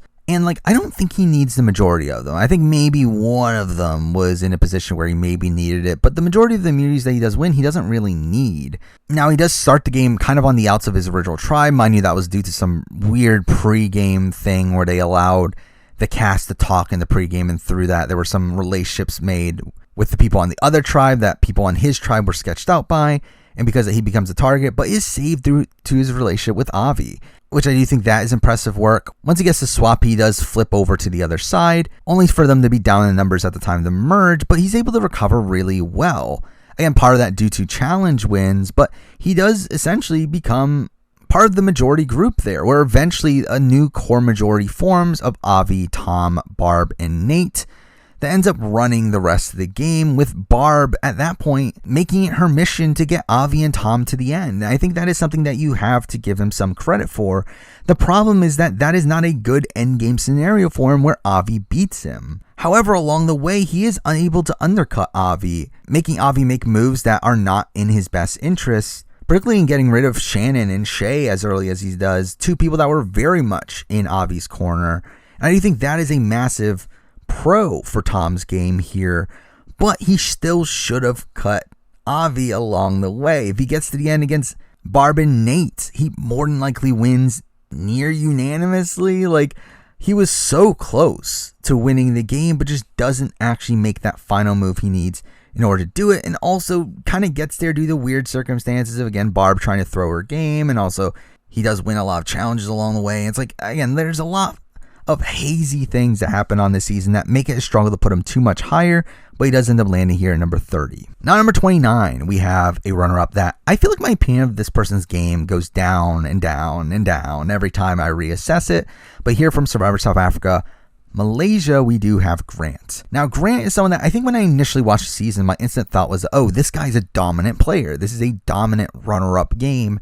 However, I think as more time goes on, I really reassess it to be not that great, or at least not as great as a dominant game, obviously. Again, he's still number 29 on this list of 91 people. It's like, that's still relatively high. That's top third. But I do think his game is still pretty flawed. I mean, he does seem to have a lot of control in his initial tribe, where he is able to keep like Lisa around for longer than she showed up. But even then is forced to kind of let her go before the merge. At the merge, they're tied in numbers and just gets lucked out in the fact that his tribe ends up winning the tiebreaker, to which they end up pagonging the other tribe until the final 5, where he loses his closest ally in Angie, where Manla and Lorette end up flipping on him. And at that point, he's essentially dead to rights if it had not been for the Final 4 format of this season, where Manla loses the challenge at Final 4 and through that is auto-eliminated. And through that makes him the closest ally that Lorette still has, to where she takes him to the end. Again, like, it's a position where, like, in all intents and purposes, like, he was going to be booted at 3 had Manla not been auto-eliminated due to the challenge. And again, like, overall, it's like, this is a game filled with holes, but he does have a pretty strong pre-merge where he is in the majority for all of it. And then in the post-merge, he does have that section of the game where he is in the majority, but he does get outclassed in the end game there. That does make it tough to put him too much higher, especially when he loses the game on a jury vote in a position where his closest ally in Angie doesn't even vote for him and votes for someone that she hated throughout the majority of the game. And I feel like that's another massive issue there. So again, for me, Grant is a very tough game to assess, but considering the amount of time he had in the majority within the course of the season, still comes very close to winning the game. He is here at number 29. Now number 28, we're moving on to another runner-up that does also have a massively flawed game, but also has some massive highs to their game, and that person is Carolyn from Survivor Worlds Apart. Now, Carolyn is someone that I think plays the early game very well. I mean, she's in a very strong position on the original White Collar tribe, being aligned with Tyler and them kind of being in the swing position for most of the game. Once she gets to swap, she takes away the swing position from Kelly and flipping over to the no callers to vote out Max, and then follows it up by at the merge, creates a new alliance with Rodney and Will that ends up being a power grouping moving forward. I think that is all impressive. She's a very flexible player in the early section of the game, all while being in the majority for most of it. I do think her game kind of crumbles, though, at the Tyler vote, where I do think she votes out Tyler a bit too early, and through that becomes a target immediately afterwards, to where she needs to play her idol at the Dan vote in order to stay. I don't think that's particularly great. But I think along the way, she also does good work in aligning with Mike, where through that, I do think that saves her through, obviously, Final 4 fire making, but also just in general makes Mike feel comfortable keeping her around longer in the game, which I do think is also a pretty solid move for her. And to me, she is a solid runner-up here that had a decent amount of agency throughout the first 2/3 of the game. However, I do think her move against Tyler was done at a very inopportune time. That does make her a target moving forward, despite the fact that she, again, rarely wins a jury vote. I don't think Carolyn was winning this game in most scenarios. Though, to be fair, she does come close to one of her better case scenarios being against Will and Rodney, where I do think it's close between her and Rodney, but like, I think she probably pulls it out. I think it's very close. Again, I think Carolyn had a solid game here, but one that I think is marred by a very rocky end game and the fact that she rarely wins a jury vote. Now, number 27, we're moving on to a runner-up that also had a bit of a rocky road, but at least had more solidified relationships, particularly in the end game there. And at 27, we do have Amanda from Survivor Micronesia. Now, again, to me, Micronesia Amanda is a solid runner-up game, but one that does have some pretty massive holes. Now, I do think early on, she's in a decent enough position, being in the initial majority alliance, and creates the alliance with Parvati and Suri that ends up carrying her towards the end of the game. After the swap, she does stick with Suri and Ozzy, and they're able to control that tribe pretty well, though there are definitely many times where a flip could have possibly happened, but never against Amanda herself, so I think that's okay. At the merge, she does re-bond with Parvati and does become part of the Black Widow Brigade, and while she is possibly left out of the Ozzy vote, I mean, again, that's been conflicted over time whether or not she knew about it, but either way, I mean, I think getting rid of Ozzy at that point was not necessarily in her best interest, but beyond that, the Black Widow Brigade obviously holds a lot of control in the game, takes out Jason, and would have had the numbers moving forward. However, gets unlucky with Eric's immunity streak, but through that, is forced to play her idol at the final 6, which I do think is a knock against her game for me. At the final 6, she is in a position where it is a 3v3 vote, where she's not able to get Eric on her side, despite having a close relationship with him before that tribal, and even has Suri at that point decide to go with the other side just to be in the numbers. I think that's pretty bad. Mind you, I think she would have fought harder if she didn't have the idol, but still, I think the fact that she fails at getting people on her side during that vote is a knock there. Though after that, obviously, they retain the numbers from that point forward. She's part of the Eric blindside, which is very impressive, and then wins the final 2 immunities, getting to the end against Parvati, but still ends up losing at the end. And realistically, she loses against both Parvati and Cirie at the end. I don't think she was ever really winning this season, even in the final 3 that she wanted to get to of Parvati and Cirie. I do think Cirie more than likely wins, and if it's not Cirie, it's probably Parvati. I think Amanda is the one that has the least chance of winning that final 3. So it's like, again, it's a rocky endgame. It's one where she needs an idol to save herself at final 6, and even beyond that, has very few winning scenarios outside of situations that she wasn't very likely to go with. And considering Amanda seemed to be one of the least important members of the Black Widow Brigade, not even being part of the actual Aussie blindside, I just feel like Amanda's game is not as impressive as some of the other runner-ups we're about to be talking about. So because of that, I did leave Amanda here at number 27. At number 26, I have one of my more controversial picks from my last runner-up ranking that I will say, my opinion didn't change. It's the same. They're around the same spot. At number 26, I do have Parvati from Survivor Heroes vs. Villains. And again, for me, I've never been overly impressed with Parvati's game from Heroes vs. Villains. It's like, yes, she does have a massive target on her back from the beginning and is able to get through the game despite that, but she barely gets through the game. I mean, yes, she gets through the Randy vote cleanly, but beyond that, she is saved by Russell at the Tyson vote in a very weird circumstance where she had no real clue if that plan was going to work. And she was really just banking on Russell playing his idol on her, which again, you will give her credit for having Russell play the idol on her, meaning she had a good relationship with Russell for him to do that. But also, she had to bank on Russell having an idol to begin with, which was not a guarantee to even happen there anyway. Beyond that, she is kind of in control of the Villains tribe alongside Russell, but I think Russell takes a lot more of the credit for the moves that were made there. Again, while Parvati does a decent job at not pissing off Jerry to where Russell's work on Jerry is effective, again, like, I think it was more so Russell that flipped over Jerry to get rid of Boston Rob. I don't know how much credit to really give her for the coach vote, even though it did play in her favor, though immediately afterwards, the Courtney vote is something that's not in her best interest, where Courtney was someone that was much closer to her than Sandra, and keeping Sandra in the game was a much more dangerous proposition for Parvati. So I don't think that was in her best interest, and was against what she wanted to do at that point. Then we get to the double idol play, which I've always found to be a slightly overrated move. Personally, I know a lot of people like give her so much credit for playing these 2 idols on the 2 people that were most likely to get votes from the Villains tribe, but for me, it's like there's a couple things here. One, I think it would have been more impressive for me if she correctly had a read on who exactly the votes were being played on and was able to play one idol successfully at that tribal. Also, I also feel like the read that she gets is not that impressive. It's like a lot of people like say, oh my God, she read Amanda and was able to realize that the votes weren't going on her. But it's like, well, obviously they're not going on her. It's like, to me, it's like that read is a very obvious one. Like, it's not one that overly impresses me, where it's like she knew that Danielle had immunity. She knew that Russell was faking that he was with the hero, so the votes weren't going on him.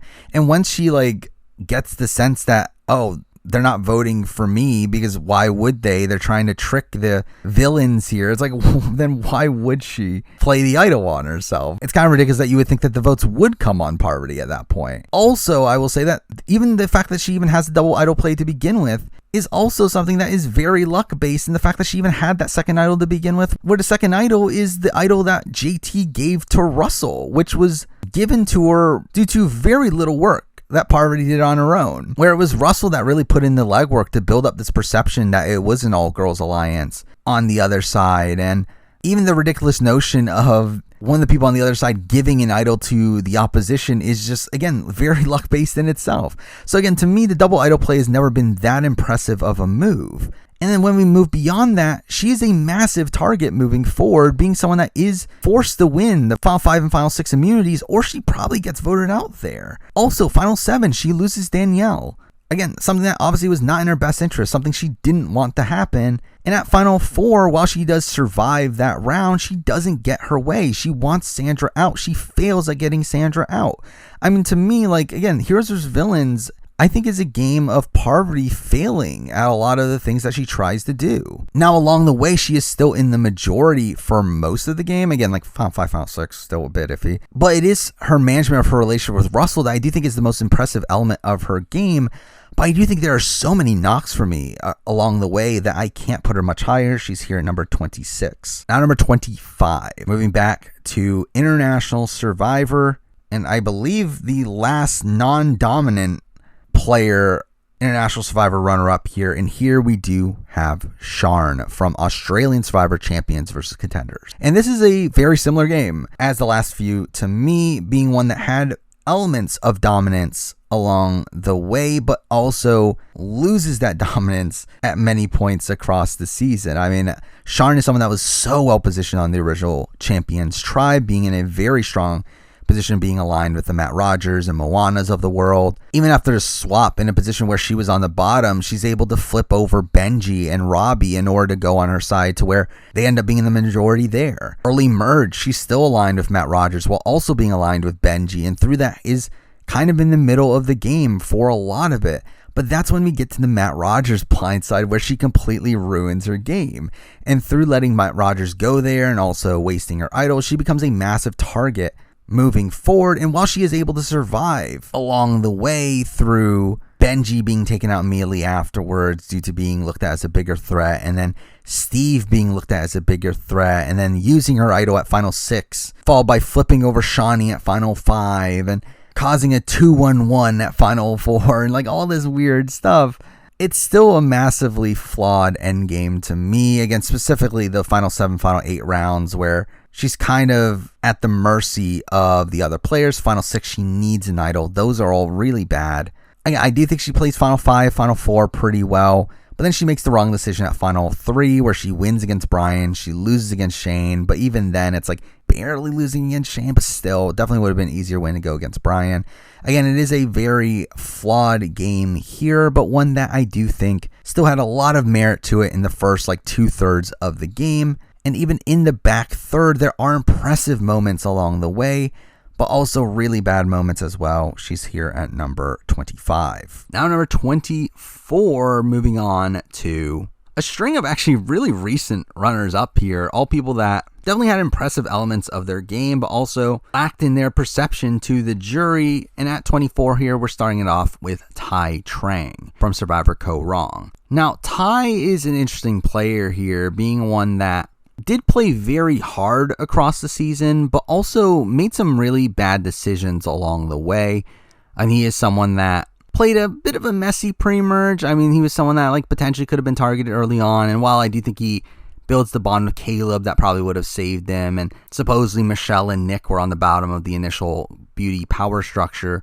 I do think there are some issues there. And then we get to the swap where he is technically on the bottom, but like he also builds this bond with Scott that allows him to proceed through the game. Coming to the merge, he has this relationship with Scott and Jason, but also ends up bonding a lot with Aubrey to where he eventually flips against Scott and Jason to side with Aubrey. And then from that point on, he is working alongside Aubrey for the rest of the game. Even along the way there, he makes some incorrect decisions like the Jason vote where he tries to save him in order to take out Michelle. Again, there are some bad moves along the way. However, again, like I do think he does do a really good job at building relationships with the majority of the cast. Again, like while his pre-merge was rocky, he does build strong bonds with like Caleb and Scott. While he's down in numbers in the early merge, he's still working alongside Jason and Scott as they are massive targets and probably would have won against them at the end. It's really when he flips against Aubrey that it becomes a bit more rocky of a game where it's like, yes, he does flip to the majority, but he also flips to people that he has a harder time at beating at the end. And I do have some question marks there. But even then, like I think there are scenarios where he wins the game at the end, where I do think in an Aubrey, Sydney tie Final 3, I think he can win that. I don't think it's a guarantee, but I do think there are scenarios where he could get the votes he needs there. Same thing if he was facing off against Joe. Like, I do think there are scenarios where he gets the votes, particularly of a Jason, Scott, and a Julia at the end, that could lead to him winning. I do feel like he was a very active player in the game, but one that, again, like at the end of the day, had a very rocky road across the season, and do find it tough to put him much higher here than number 24. Now, number 23, we're moving on to a runner-up from the very next season, and that is from Millennials vs. Gen X. We do have Hannah Shapiro, and Hannah plays a very competent game to me, but one that is harmed by her perception. Again, I think she overall plays a very solid game, but the jury just never respected her despite the game that she played. Like, I do think she is someone that does things to boon that perception, which I do think is the problem, is that she does have things like the Mari vote where she takes forever to vote there. She does come off as very neurotic, and I get why people would have the perception of her not really playing the game that she played. But again, I do think she played pretty well for the most part. I mean, early on, she was close enough with Michelle for Michelle to tell her the plan, the Mari vote, right before it happened. While she is on the outs of the Michaela vote, I don't think she plays particularly poorly there. And coming to the merge, she's kind of in the perfect spot, being in the middle of the game, being aligned with Zeke and Adam as they flip over to the Gen X side, but even then not being a direct target like Adam was at the time. And by the time of the rock draw, she's a major force there. And I do question if it was the correct move for her to side with the David side of things. But considering she did have strong bonds with David, Adam, and Ken, like, I get why she did, especially once Zeke started to become more domineering of a figure. But once that group is finally able to get the numbers, like, I do think she plays pretty well there. Again, she is the person that foils Adam's plans along the way of getting rid of David, where she is the one to put the votes on to Sunday. She is the one to vote out Brett. And while this does harm her perception from the jury, where the jury thinks that she's doing these things to boon David's game, I do think these are optimal plays for her to be making, where through this and getting into the final four with Ken, Adam, and David, she is now essentially in a position where she's one guaranteed to make it to the end, which also builds trust with Ken to the point where she's able to convince Ken to flip against David at the final four. Also, while leaving Adam out of the vote, the person that she perceives to be her biggest jury threat if she gets to the Adam, Ken, Hannah final three. Now, again, it doesn't work out that way, where it turns out it boons Adam's game for whatever reason. And for some reason, they perceive Ken voting out David to be Adam's move, which, again, I don't think is the correct read. But, like, again, I think part of that is just due to the natural perception that Hannah had in the game, where I do think based on the actual game that Hannah played, she played pretty well. It's just that the jury did not respect the game that she played due to these other perceptions of her. But because of that, she does end up landing here at number 23. And number 22, we have a player that did jump up quite a bit, I think. I'm pretty sure this person was in the second command tier last time I did the ranking. I decided to bump them up. So here at 22, we do have Gavin from Edge of Extinction, who, again, I had him at a second command tier last time because, like, yeah, he was technically the second command to a lot of people in the game. However, I think at this point, I'm probably higher on Gavin's game, largely because he was the second command to so many players in the game. Like, he had such strong bonds with people like a Victoria and a Lauren, to where he had such an easy path to the end. The problem is him winning, but even then, he had an easy path to a win had Chris not come back from Edge of Extinction. Where if Devins had been taken out at any point in the end game, Victoria would have been an easy person to boot as well, with him planning on going to the end with Lauren and Julie, and I do think he wins that final three. So again, like, despite him being a bit more passive in the game as a whole than I would like him to, he does have a winning scenario very close to the end there. But again, that is the thing that's always frustrated me about Gavin's game, is because he's always been a person that was positioned to be a dominant player, but just never ends up doing so, allowing his allies to make the moves for him. But to be honest, like, as time has gone on, I've kind of respected that game a bit more. Just because, like, again, like, he did have those relationships that allowed him to be in that position to begin with him probably being the safest person throughout a lot of the game. And that alone is impressive, especially on a season like Edge of Extinction, which was a very topsy-turvy season with a lot of idols and power shifts going on. And, like, for Gavin to be the constant within all that is pretty impressive to me. And I did end up putting him here at number 22. Now, number 21, we have a person that I bumped up a bit here. Another player that does have a flawed game, but one that I do think is still overall pretty strong, and that person is Spencer from Survivor Cambodia. Now, again, Spencer to me plays a pretty strong game, despite him being at the bottom for a lot of the pre-merge. He does control the Vetus vote, gets that done, but then is instantly on the bottom, where he does kind of have to sacrifice Shireen there. And then following that is like kind of on the bottom of his swap tribe, where he kind of gets lucked into Monica getting voted out there, and then is immediately also on the bottom of his second swap tribe, to where Wu gets voted out over him, which, again, like, how much credit do you really give him for that move, when it did seem very much more so being a move done due to Savage having too much power at that point, more so than things that Spencer actively did. But once we get to the merge, I do think Spencer starts to play pretty well. While he isn't necessarily in the majority the entire time, he does have a lot of agency moving forward. I mean, he's part of the cast vote. He is part of voting out Kelly Wigglesworth. He ends up attempting to blindside Stephen Fishbach and is only foiled by Jeremy's idle play, only to then successfully blindside him in a very impressive 4-3-2 vote. That is kind of insane that they were able to pull that vote off. But then beyond that, he's able to create a core final 3 deal with Tasha and Jeremy that he ends up running all the way to the end of the game, while along the way picking up on things that Jeremy didn't pick up on, like Kimmy flipping, that ends up saving them at the no votes tribal.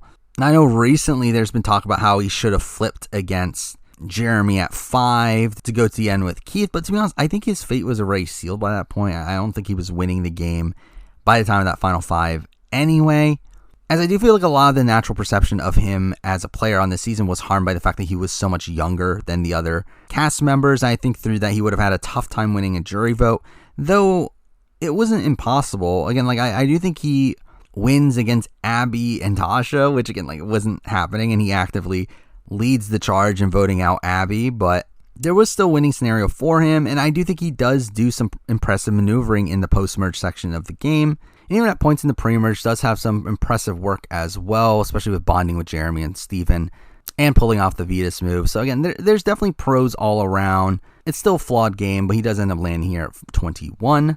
Now we're number 20. This is a change on the list, the biggest change on the list. This is something that I know was very criticized back in my original runner-up ranking. This one I did actually change, and I did regret this after the fact. At number 20, we do have the runner-up from HHH. We do have Chrissy. And this is the thing with Chrissy, is that I still agree with my flaws in her game that I pointed out in my runner-up ranking. However, I put less credence in those flaws at this point. I think that's the main thing that has changed. And it's the similar thing with, like, Gavin that I talked about earlier. Like, I still have the same issues. It's just that I don't hold as much weight to those issues. Again, I still think Chrissy loses a final 3 of Devin, Ryan, Chrissy. I still think that Chrissy had bad jury management at points. I still think the jury did not respect Chrissy for anything outside of her comp wins, and even then that wasn't enough. I still think there are portions in the merge where she didn't know what was going on, and that is overall pretty bad, particularly at the final 8 and final 9 rounds. However, I do think she had a lot more of a stranglehold in the end game of the season.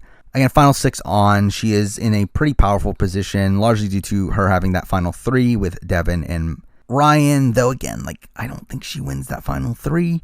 But they did hold together, and if it had not been for Fire making at 4, she would have gotten to that ideal final 3.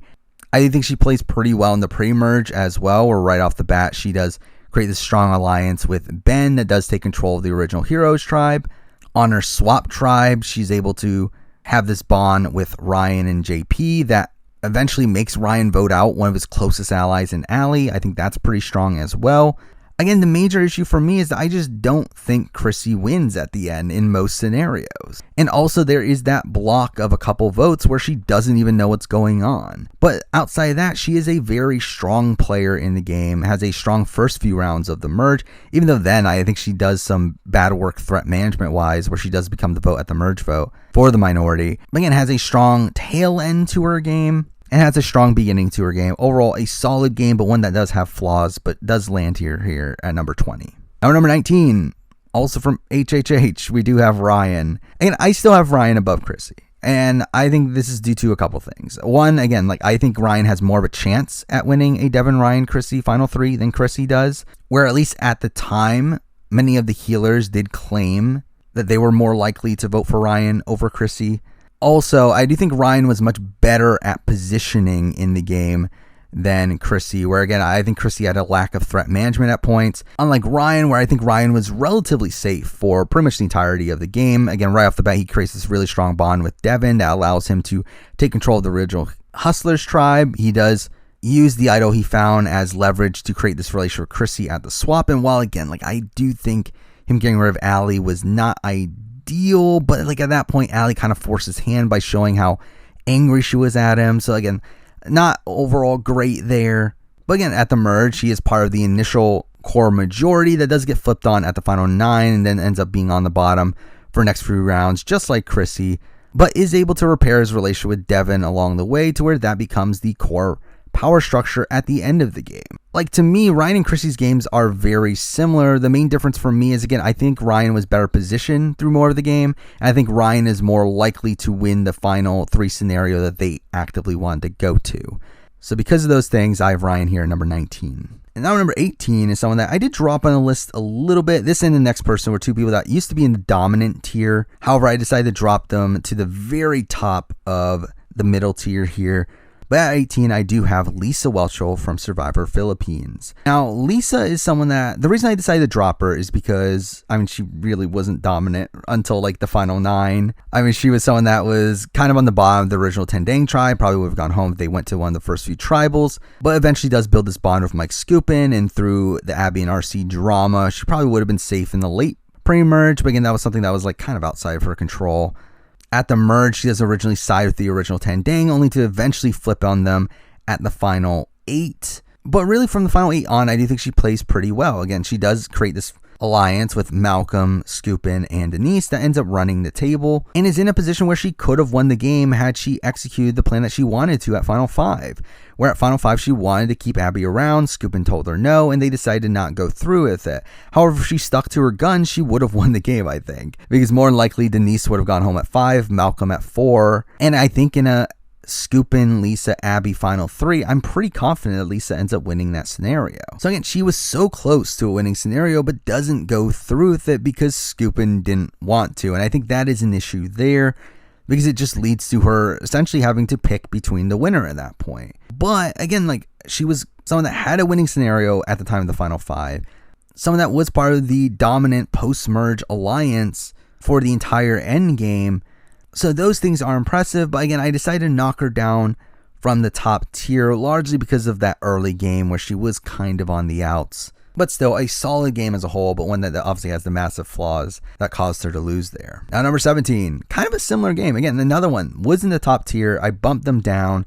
At 17, I do have Twyla from Survivor Vanuatu. And Twyla is a player that I debate over whether or not she was dominant in the game. I decided to lean against it this time, mainly because I don't know how much of the decision making that was made there was Twyla's, where we do see Twyla and Scout work together, and it was technically Scout's idea to vote out Leanne at the final 7, and beyond that, it's like, how much agency does Twyla really have in making what happens happen? Now, she does make a deal with Chris that allows her to get to 2, but again, that was in a position where Chris Ray knew that she was a GOAT and knew that he was going to win against her. Like, early game, she is part of the initial majority alliance, but it does very much seem like Leanne and Amy are more of the heads of that group than she is. At the merge, she is a major swing vote, but doesn't end up going through with it. And through that, I do think loses the chance of getting the jury votes of people like Chad and Sarge, who would have considered voting for her before that point.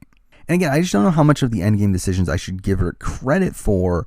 I put her in a dominant tier last time, mainly because I did give her credit for those. But I do feel like now I'm a bit more hazy on where exactly she should be. Again, she's still high on this list. She's still number 17. So again, it's still high ranking, but I did decide to bump her down a bit, and because that, she's here at number 17. Now, number 16, we have the top non-dominant player on the list to me, and that person is Sash. And Sash is a tough player to really assess here because he's someone that obviously gets no votes up on Tribal, and I really just don't know his winning scenario. But I do think there's a lot of question mark over what would have happened if there was like a Chase, Holly, Sash final 3.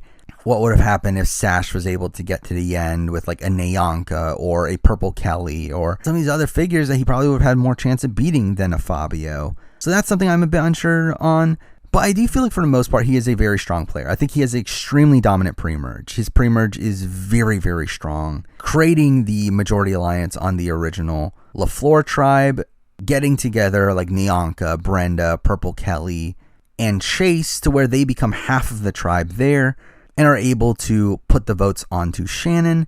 Afterwards, he still remains in control and is able to eventually get Marty's idol, and that's impressive as well, only to then eventually blindside Marty, which I don't know if that was actually the best move for him, as I do feel like Marty was a massive target in front of him, but still does execute on the move. And really it's beyond that I think his game kind of goes a bit off the rails, which makes it a bit more question mark of where he should land. Because again, I think up until the Marty boot, he plays an extremely dominant game, but once the Marty boot happens, he does lose Brenda immediately afterwards, which supposedly he was okay with losing Brenda because supposedly Brenda turned on him, which I think that was probably due to his lack of threat management, which is due to the fact that he voted out Marty. But he loses a close ally there. He obviously gets very unlucky with the double quit with Nyanka and Purple Kelly, two of his closest allies, quitting the game at that point.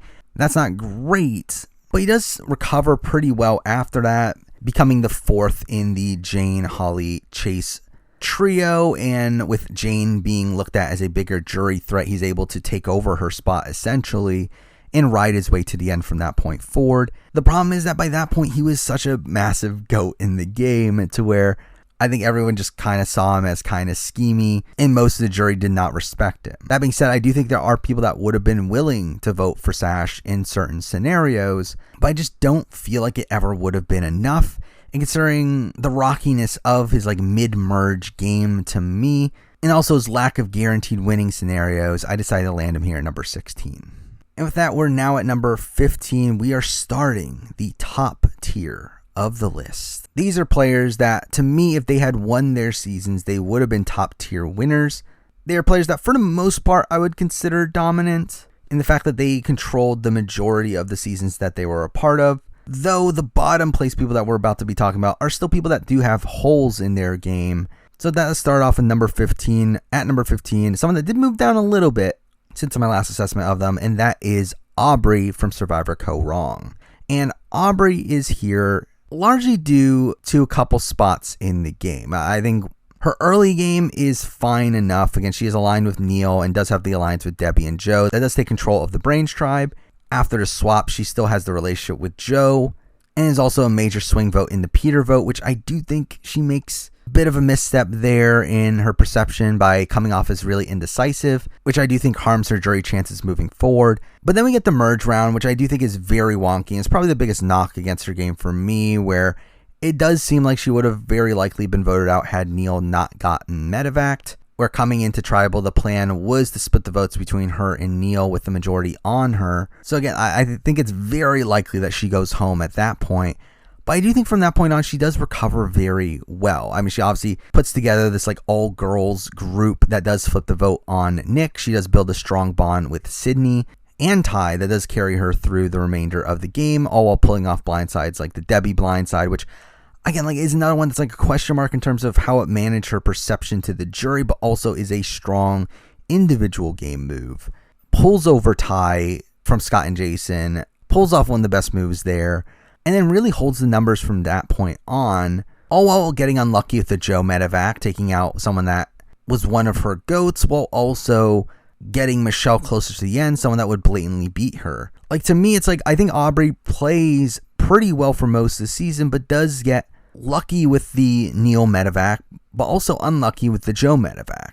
She has a bit of a rocky game here and there in the pre-merge, but does have a mostly solid post-merge, and is pretty much in control for most of the post-merge from the final 11 on. So because I have Aubrey pretty highly ranked here at number 15. Now number 14, and this is kind of a weird change here because there's obviously one person left on this list that will show up twice.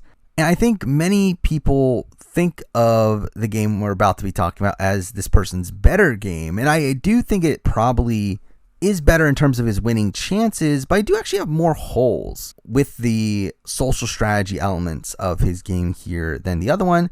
So at 14, I actually have Russell Hance's game from Survivor Samoa, which again has bumped down since the last time I did this ranking. Last time I did this ranking, I did have Russell and Samoa higher than Russell and Heroes vs. Villains. However, this time I switched it. And this might be an unpopular opinion, but the reason I did this is because I do feel like in Samoa, Russell obviously like has a really strong start He is like in a controlling position in the original Full, but I don't think he's in as much control as the show tries to show it. Again, like when Ben goes home, that's definitely something that he did not want to happen. He was definitely close to Ben at that point. I do think that was overall a net negative for him. And really in general, it's like while he does get out Marissa and Betsy, people that were targeting him, I don't think those were things that like he actually had that much of an influence on. I think those people were already going home, and he just takes the credit for it in the show. And I think that's really a lot of the pre-merge, where like, yes, he's in a solid position in the pre-merge and does a lot of good work. It's like, I don't think it's as extremely dominant as the show portrays it, though again, it's still solid. However, I do think the early post-merge is kind of wonky. Again, like the first round, I do think the Eric Cardona boot ends up happening due to very little that Russell ends up doing, and I do think that is overall a net negative for him. I do also think the Kelly boot is obviously like one of the most iconic moments from Russell, him using the idol on himself and getting rid of Kelly. But I do think also it is a knock against his game that he had the majority of the tribe voting for him in that position. And if he had not been able to find an idol immediately after he just played one, which he wasted at the previous tribal, then he would have gone home here. And I do think there are some luck-based circumstances around that. Now, from that point on, I do think he plays pretty well. Again, like he does flip over Shambo and John Fincher to get rid of Laura Moret, only to immediately flip back and take out John Fincher, and then from that point on, just have easy control of the numbers. But along the way, he obviously has some pretty mediocre jury management, specifically with a Monica and a Brett, that does end up losing him their jury votes. Also, the way that he gets rid of Jason and Shambo is not ideal for his game either, especially when they were two of the more beatable people for him at the end. Like, to me, it's like Russell's Samoa game is good. Like, obviously, it's number 14 on a list of 91 games played. Like, it's a good game. However, I do have holes with its game, more so than I did last time I assessed his game, that I do think knock him down a bit to where he's here at number 14. Now, number 13, we're going straight into it. Heroes versus villains. We do have Russell Hantz once again. Again, I think these two are back-to-back to me. I think these are two very similar games. But I will say that, again, look, with Heroes versus Villains, I have less holes with the way that he plays the strategic elements of the game. I have more issues, obviously, socially, where, again, like he is way worse in terms of jury management on this season. Like the way he treats Rupert and really a lot of the heroes is really asinine. The cockiness he displays in the end portions of the game is really bad.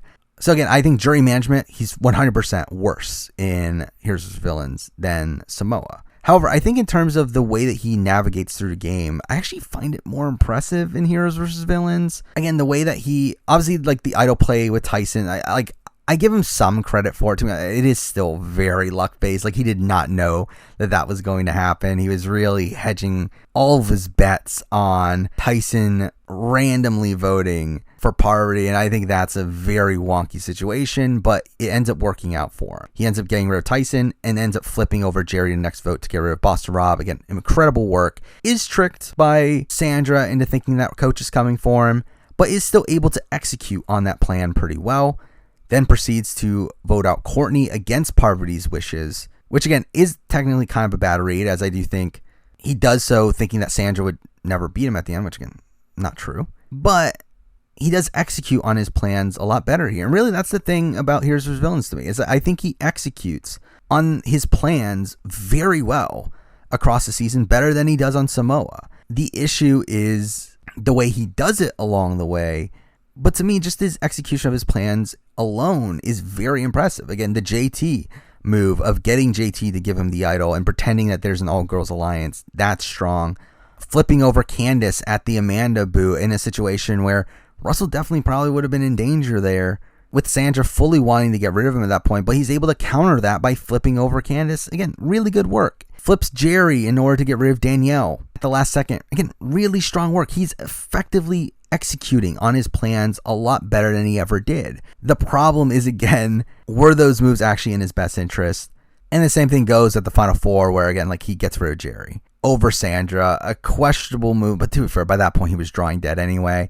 And I get the sentiment of him wanting Jerry on the jury to vote for him, even though it backfires on him. But again, like I do think Russell executes very well in Heroes vs. Villains. It's just the problem of how the jury responds to it that he doesn't really account for and is obviously a massive hole in his game. But I do feel like the impressiveness of his execution puts him higher than, well, himself in Samoa. So that's why he's here for Villains Games here at number 13. Now number 12, and this is actually a massive jump up because last time I believe I had this person in the second in command tier, and at number 12 I do have Dawn from Survivor Caramoan. And this was an interesting one because like Dawn is someone that, again, like I considered her second command to Cochrane for a while. However, I think when reassessing her Caramoan game, I don't feel like she was a second in command for the majority of the game. I think she was working alongside him for the majority of the game, making moves that benefited both of them for a lot of it.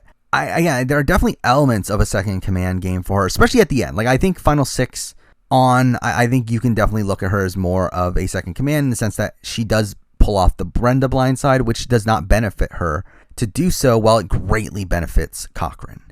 But I think up until that point, I would say that she is a co-dominant player alongside Cochrane. Again, she is working alongside him in a position where I don't think she's dead to rights in the jury vote. I think the problem is that she needed to get to the end against someone other than Cochrane. But again, to be fair, all these people moving forward lost the game in a jury vote as well. So again, when assessing these runners up, I do think that is less of a flaw for Dawn, especially when she was playing in her best interest for the majority of the game and was in a powerful position for the majority of the game where people were giving her information constantly that allowed her to execute these really integral moves for her game. Again, like I just think her end stretch is pretty bad. Again, their Final 6 round where she just essentially lets Cochrane get his way in getting rid of Brenda. And while at Final 4 she doesn't have the opportunity to get rid of Cochrane, it's like I don't think she was going to anyway. So again, those are flaws, but I do think she is a co-dominant player with Cochrane, and that's why she's here at number 12. Now number 11, we're moving on to a person who stayed around the same spot. One of the original runners-up of the show, going all the way back to Colby Donaldson from Australian Outback, and I think Colby played a strong game. I will say that my opinion of Colby's game as a whole has probably dropped over time, where I do think it makes it more clear that he was making moves that were more so in Tina's best interest for a lot of the game than his. And through that, there was a debate of like, should I bump him down a bit more? However, the reason I didn't is because he had very blatant winning scenarios at the end there. And like, he's literally one decision away from winning the game. If he takes Keith, he dominates that final tribal there. And while he does take Tina, he still only loses in a 4-3 vote, where if he just had a better final tribal performance, I do think he wins there as well. Plus, also, I feel like he was very well positioned in the early game, where he was aligned with both Tina and also the Jerry Amber Mitchells of the world. But again, that is part of the thing that makes it a bit more hazy, is that he does end up making moves that benefit Tina more than himself. Again, he flips over to Tina and Keith in order to vote out Mitchell. He votes out Jerry at the final 8 in a position where it doesn't really benefit him much to do so. He's unsuccessful in saving Amber at the final 6. Again, like Tina for me does get her way more of the time, but it's not in a way that I feel like completely undermines Colby. So I do look at them as co-dominant players, though Colby probably slightly less so, but also still, in terms of a runner-up ranking here, had a lot of winning scenarios still on the board, because that he still lands here at number 11. Now number 10, and this is one of the more recent runners-up to be added to the list here.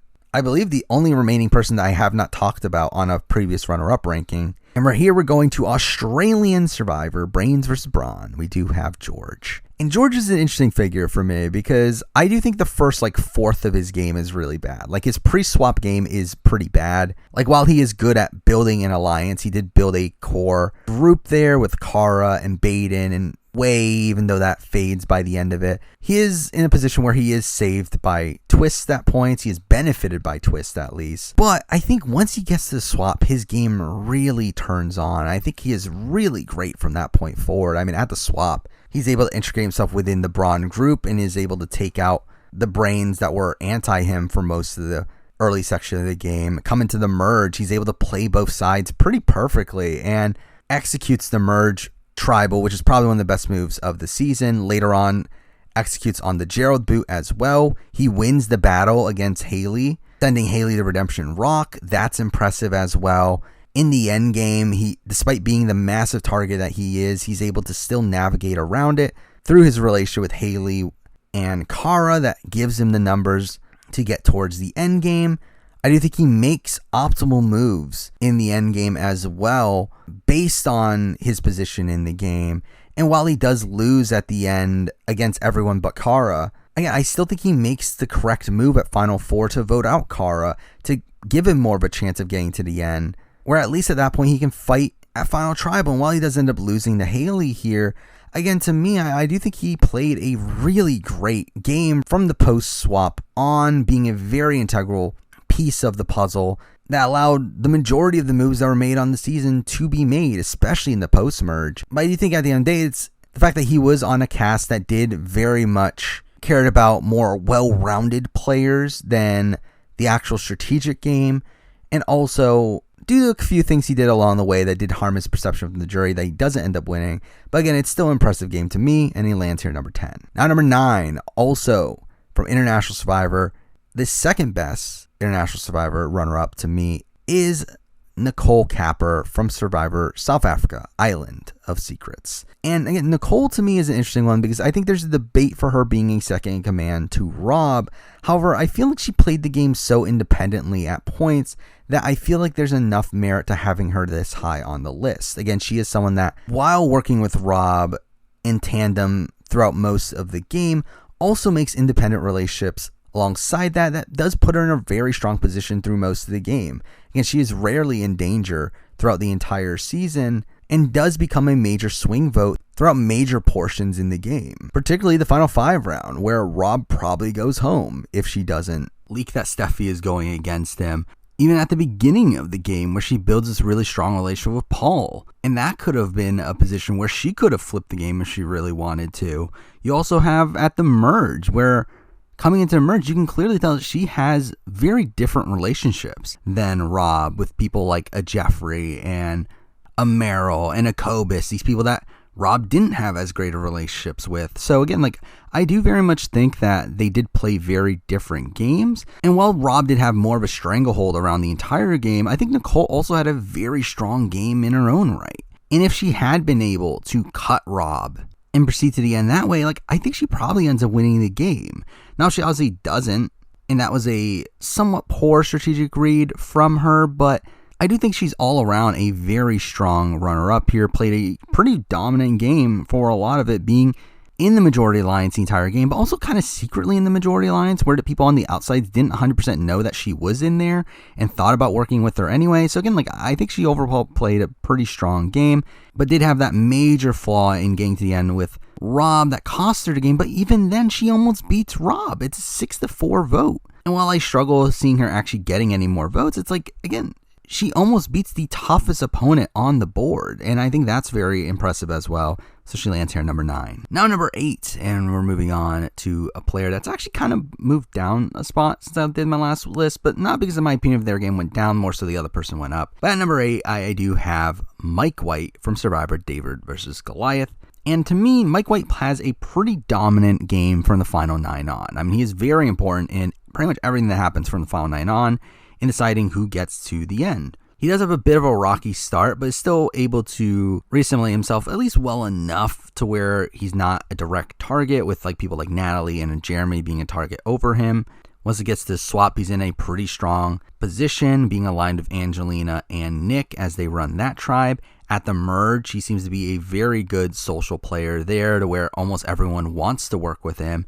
And while I do think he makes some iffy strategic decisions at that point, he is still very well positioned on the tribe, even though he doesn't necessarily get his way a couple times here and there. But again, at the final 9 on, I think he controls the rest of the game from that point on, being the swing vote in the Carl vote immediately afterwards, being one of the main instigators in blindsiding Gabby, followed by Christian, followed by Davey, all of which I think I would give Mike most of the credit for those moves.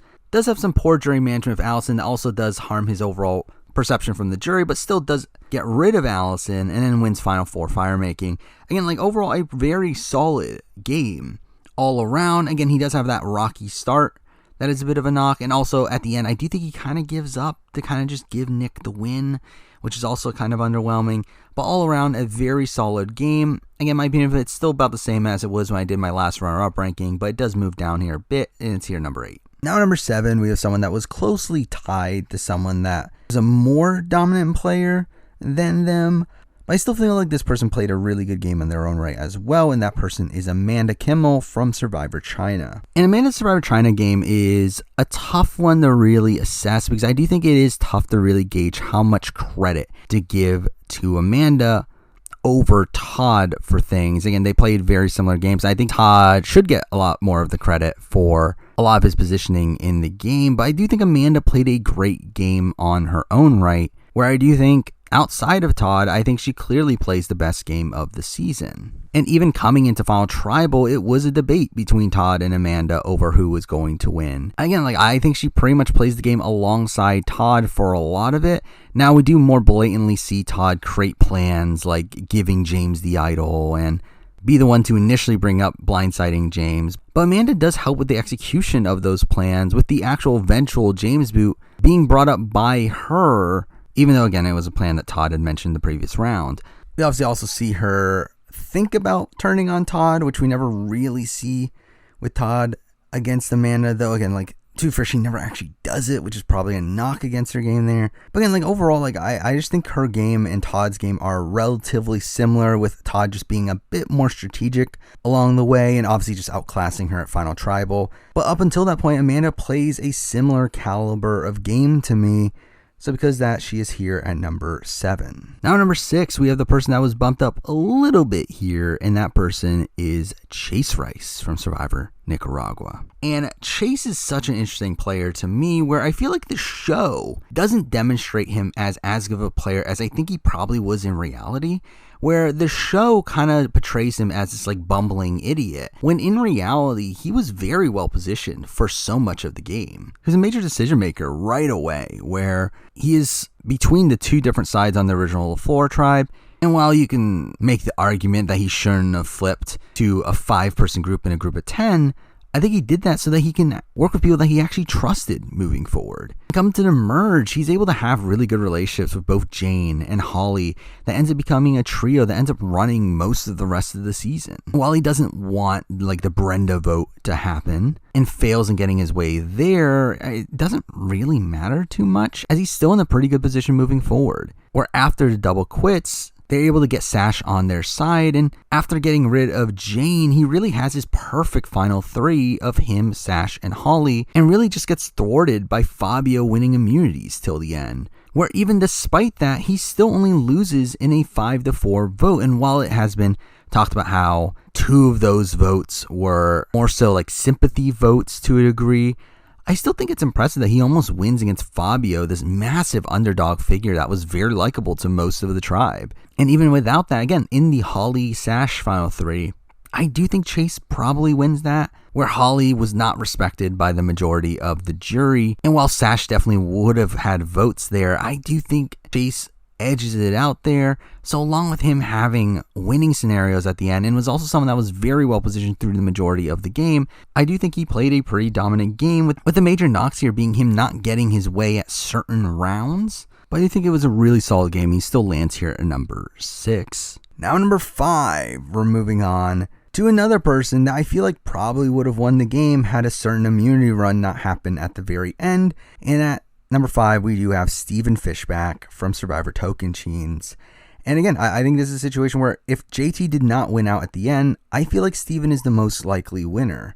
Now, JT and Stephen obviously were the power duo of the season, working together from very early on in the original Jalapao, and then once they get to the merge, through their relationships with Coach and Tyson, they were able to infiltrate the old Timbira and then take them out one by one after the Tyson move. Again, I think this is all pretty good work from both JT and Steven. I think JT did a lot more of the legwork socially, especially in the connection to Coach and Debbie, while I feel like Steven did a lot more in the strategic maneuvering. We also obviously greatly see Steven try to outmaneuver JT in the end game, and does convince Aaron to go for JT, to where if either him or Aaron had one final immunity, I do think JT is more than likely the boot there. And there's even a possibility of it at Final 4 had JT not won final immunity. And if that happens, I think Steven wins the game. To us, I think Steven wins a jury vote against pretty much everyone in the final 7 with the exception of JT. And the fact that he ends up in the end against his biggest competition and ends up losing to him is obviously a flaw, but one that couldn't be stopped by the fact that JT had an immunity run anyway. I think outside of that, I think Steven played pretty optimally for the majority of the season. And while he does kind of stumble in his final tribal performance, it's not really enough to diminish the rest of the game that he played, where again, I think he played a pretty dominant game alongside JT and even had winning scenarios within that end game. So for me, again, he lands here at number 5. Now, number 4, we have the top-ranked international survivor, runner-up here from Survivor South Africa, Santa Carolina. We do have Ashley Hayden, who I've talked about many times in the past. Again, an extremely dominant player, played an extremely dominant game, but does have a couple holes in their game that keep them outside of the top 3 for me, which are their kind of own separate tier. Ashley is probably one of the few people actually actively playing the game across the entire season, which is kind of humorous, but she does play extremely well. I mean, she is in a pretty good spot on her original tribe, being someone that is initiating plans and is part of the majority alliance there. During the early merge section of the game, it is a very wonky one where, due to Isaac being a bit of a loose cannon, there are some ties here and there to do shake up some things, but once that phase of the game is done and Ashley's alliance ends up coming out of it with the numbers, Ashley does play an extremely dominant game from the final 7 on, really controlling pretty much everything left in the game, even to the point where she's micromanaging who gets votes in order to have Isaac eventually go home due to a tiebreaker at the final 6. We have her flipping against Kaz, which burns Kaz and loses her his jury vote, but is still pretty big blindside there. Gets GD to flip on Sade at the final 4 and ends up winning 5 immunities across the entire season as well. Again, a very, very impressive run. However, one that does have flaws. Again, I do think her jury management is not the greatest, especially again with Kaz. I think that was one of the biggest holes in her game there. And probably the biggest hole of all is the fact that she takes Gigi to the end, which is a really asinine move when, again, against Proverb, I'm pretty confident that she would win, if not have a much better chance at winning.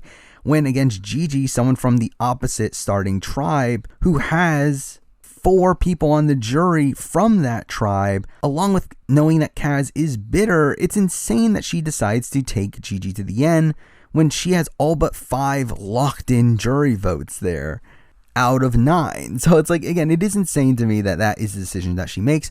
But outside of that, plays an extremely dominant game throughout, but even then isn't in control during the early merge section of the game, where there's a lot of wonkiness going on there. So through that and her incorrect decision at the very end, it does leave her out of the top tier for me. She's here number 4. Now we're moving on to the top 3, the 3 best runners up in Survivor history to me, which are the 3 top US Survivor runners up as well. And there is a slight change from last time between 2 and 3 here. We're at number 3. I do have Dominic Abate, who again was at number 2 last time.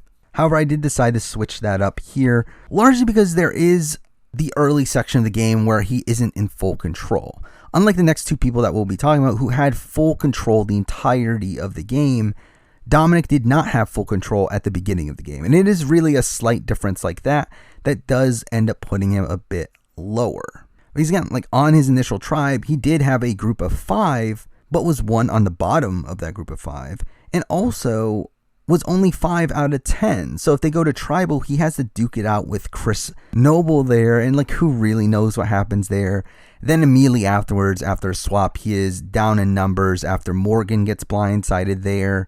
And while he does recover well, again, that is 3 rounds of the game where Dominic does not outright have the numbers. And again, that is not a massive flaw in the grand scheme of things, but in comparison to the top 3 here, that is, to me, the biggest knock of these 3 runner-up games. But afterwards, obviously, Dominic is extremely dominant from that point forward. He creates this alliance with Jonathan and Laurel, along with Wendell, that ends up running pretty much the rest of the game. Throws the challenge right before the merge to get rid of Bradley, one of his biggest threats coming into the merge.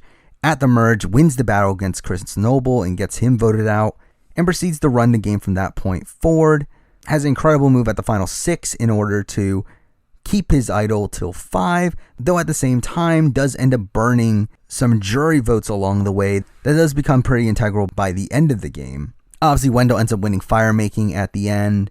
That does have Dominic and Wendell at the very end of the game where he barely loses due to some very wonky circumstances. Again, he loses in a 5-5 tie where Laurel is the tiebreaker, where supposedly the Angela vote was decided because she just looked at the jury and Wendell was looking back at her, and that's how she made the decision. Again, it's a very wonky situation. And also, even if Dominic had made a slight change in making Laurel and Wendell go into fire making, I do think even in that situation, Dominic probably wins, as in that case, Angela becomes the deciding vote.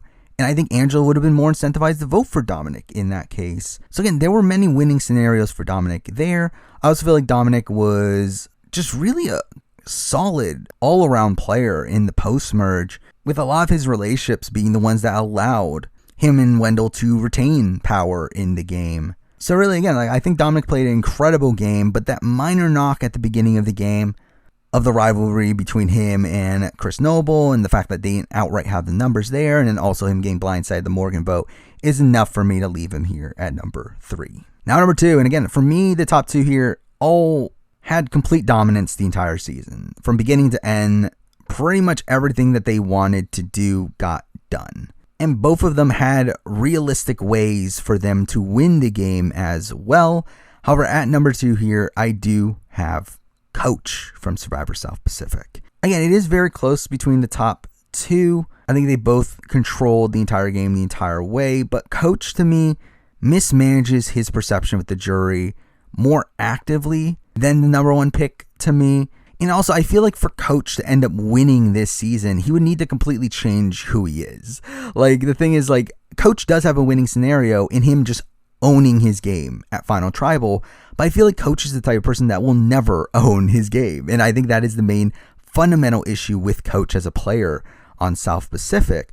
But outside of that, he has full control from beginning to end. And now there is some debate over, Sophie and Albert claim that they had control. However, I don't fully think that's the case, because there are times where Coach gets his way over Albert and Sophie, specifically in the Michaela vote, where Michaela goes home. Albert and Sophie go as far as to even vote with Michaela and still fail at getting their way there. So again, I do think Coach did have full control over this tribe, having his final 3 with Albert and Sophie, also having close bonds with Brandon and Rick, also had a close bond with Edna and Cochran. Like, he really does hold so much power coming into the merge there. Again, him flipping over Cochran for Cochran to betray his entire tribe is really great gameplay there.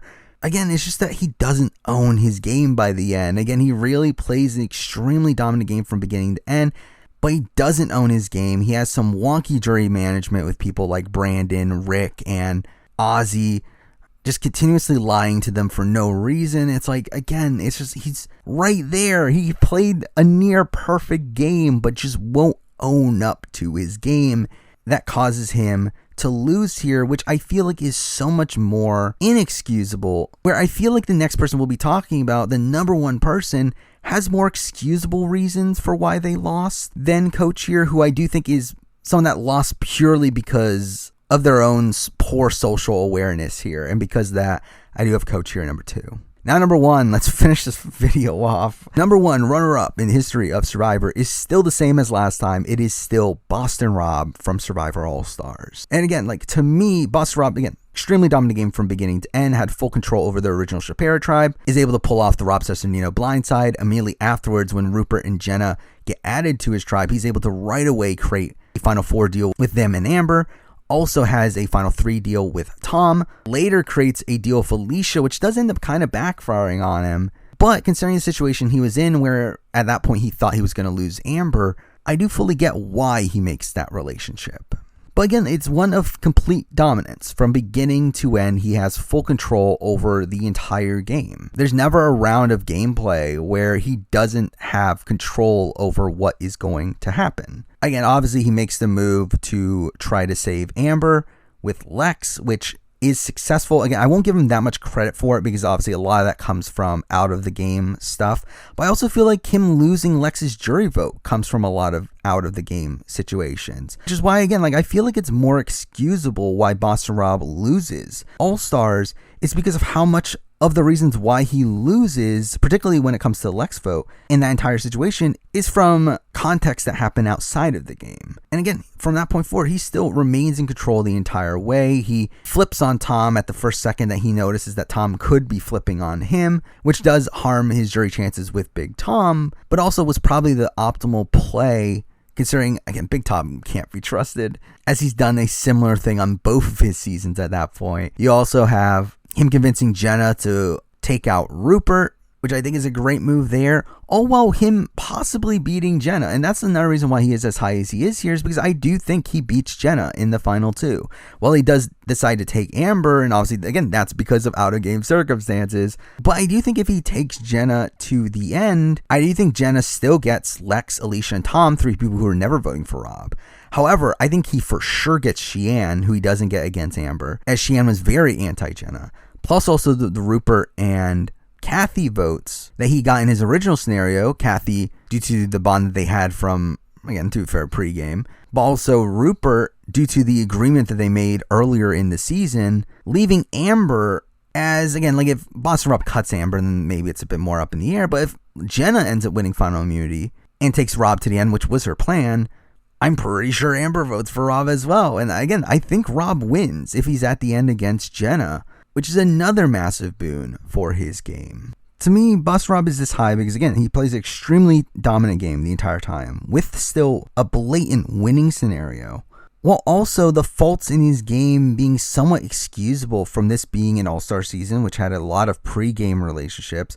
Also, there being certain situations where he was forced to make deals that he had to go back on due to some wonky circumstances, and also him actually genuinely being in love with Amber at that point, to where it makes sense that he would go out of his way to keep Amber in the game, despite it probably slightly harming his game at points. But he pretty much accomplishes everything he tries to do over the course of the season and just barely loses at the end. So for me, Boston Rob's game from Survivor All-Stars is the best runner-up game in the history of English language Survivor. But there we go. That is my ranking of every runner-up in the history of English language Survivor. This is a really long video, as I expected it to be. But yeah, I want to do a bigger video here to celebrate my 3rd anniversary on the channel. So got that one out of the way. I would also like to thank everyone that is still watching these videos. I definitely did not expect there to really be any audience for these sort of videos when I started making them. And it's insane that it's been 3 years of doing this channel at this point, but I do still enjoy doing this, so I don't plan on stopping anytime soon. So obviously moving forward, expect more of the same sort of videos I've been doing in the past, probably more bigger rankings at some point down the road. I know I still got some more bigger global Survivor rankings to do at some point. But for now, that is the video. Thank you for watching.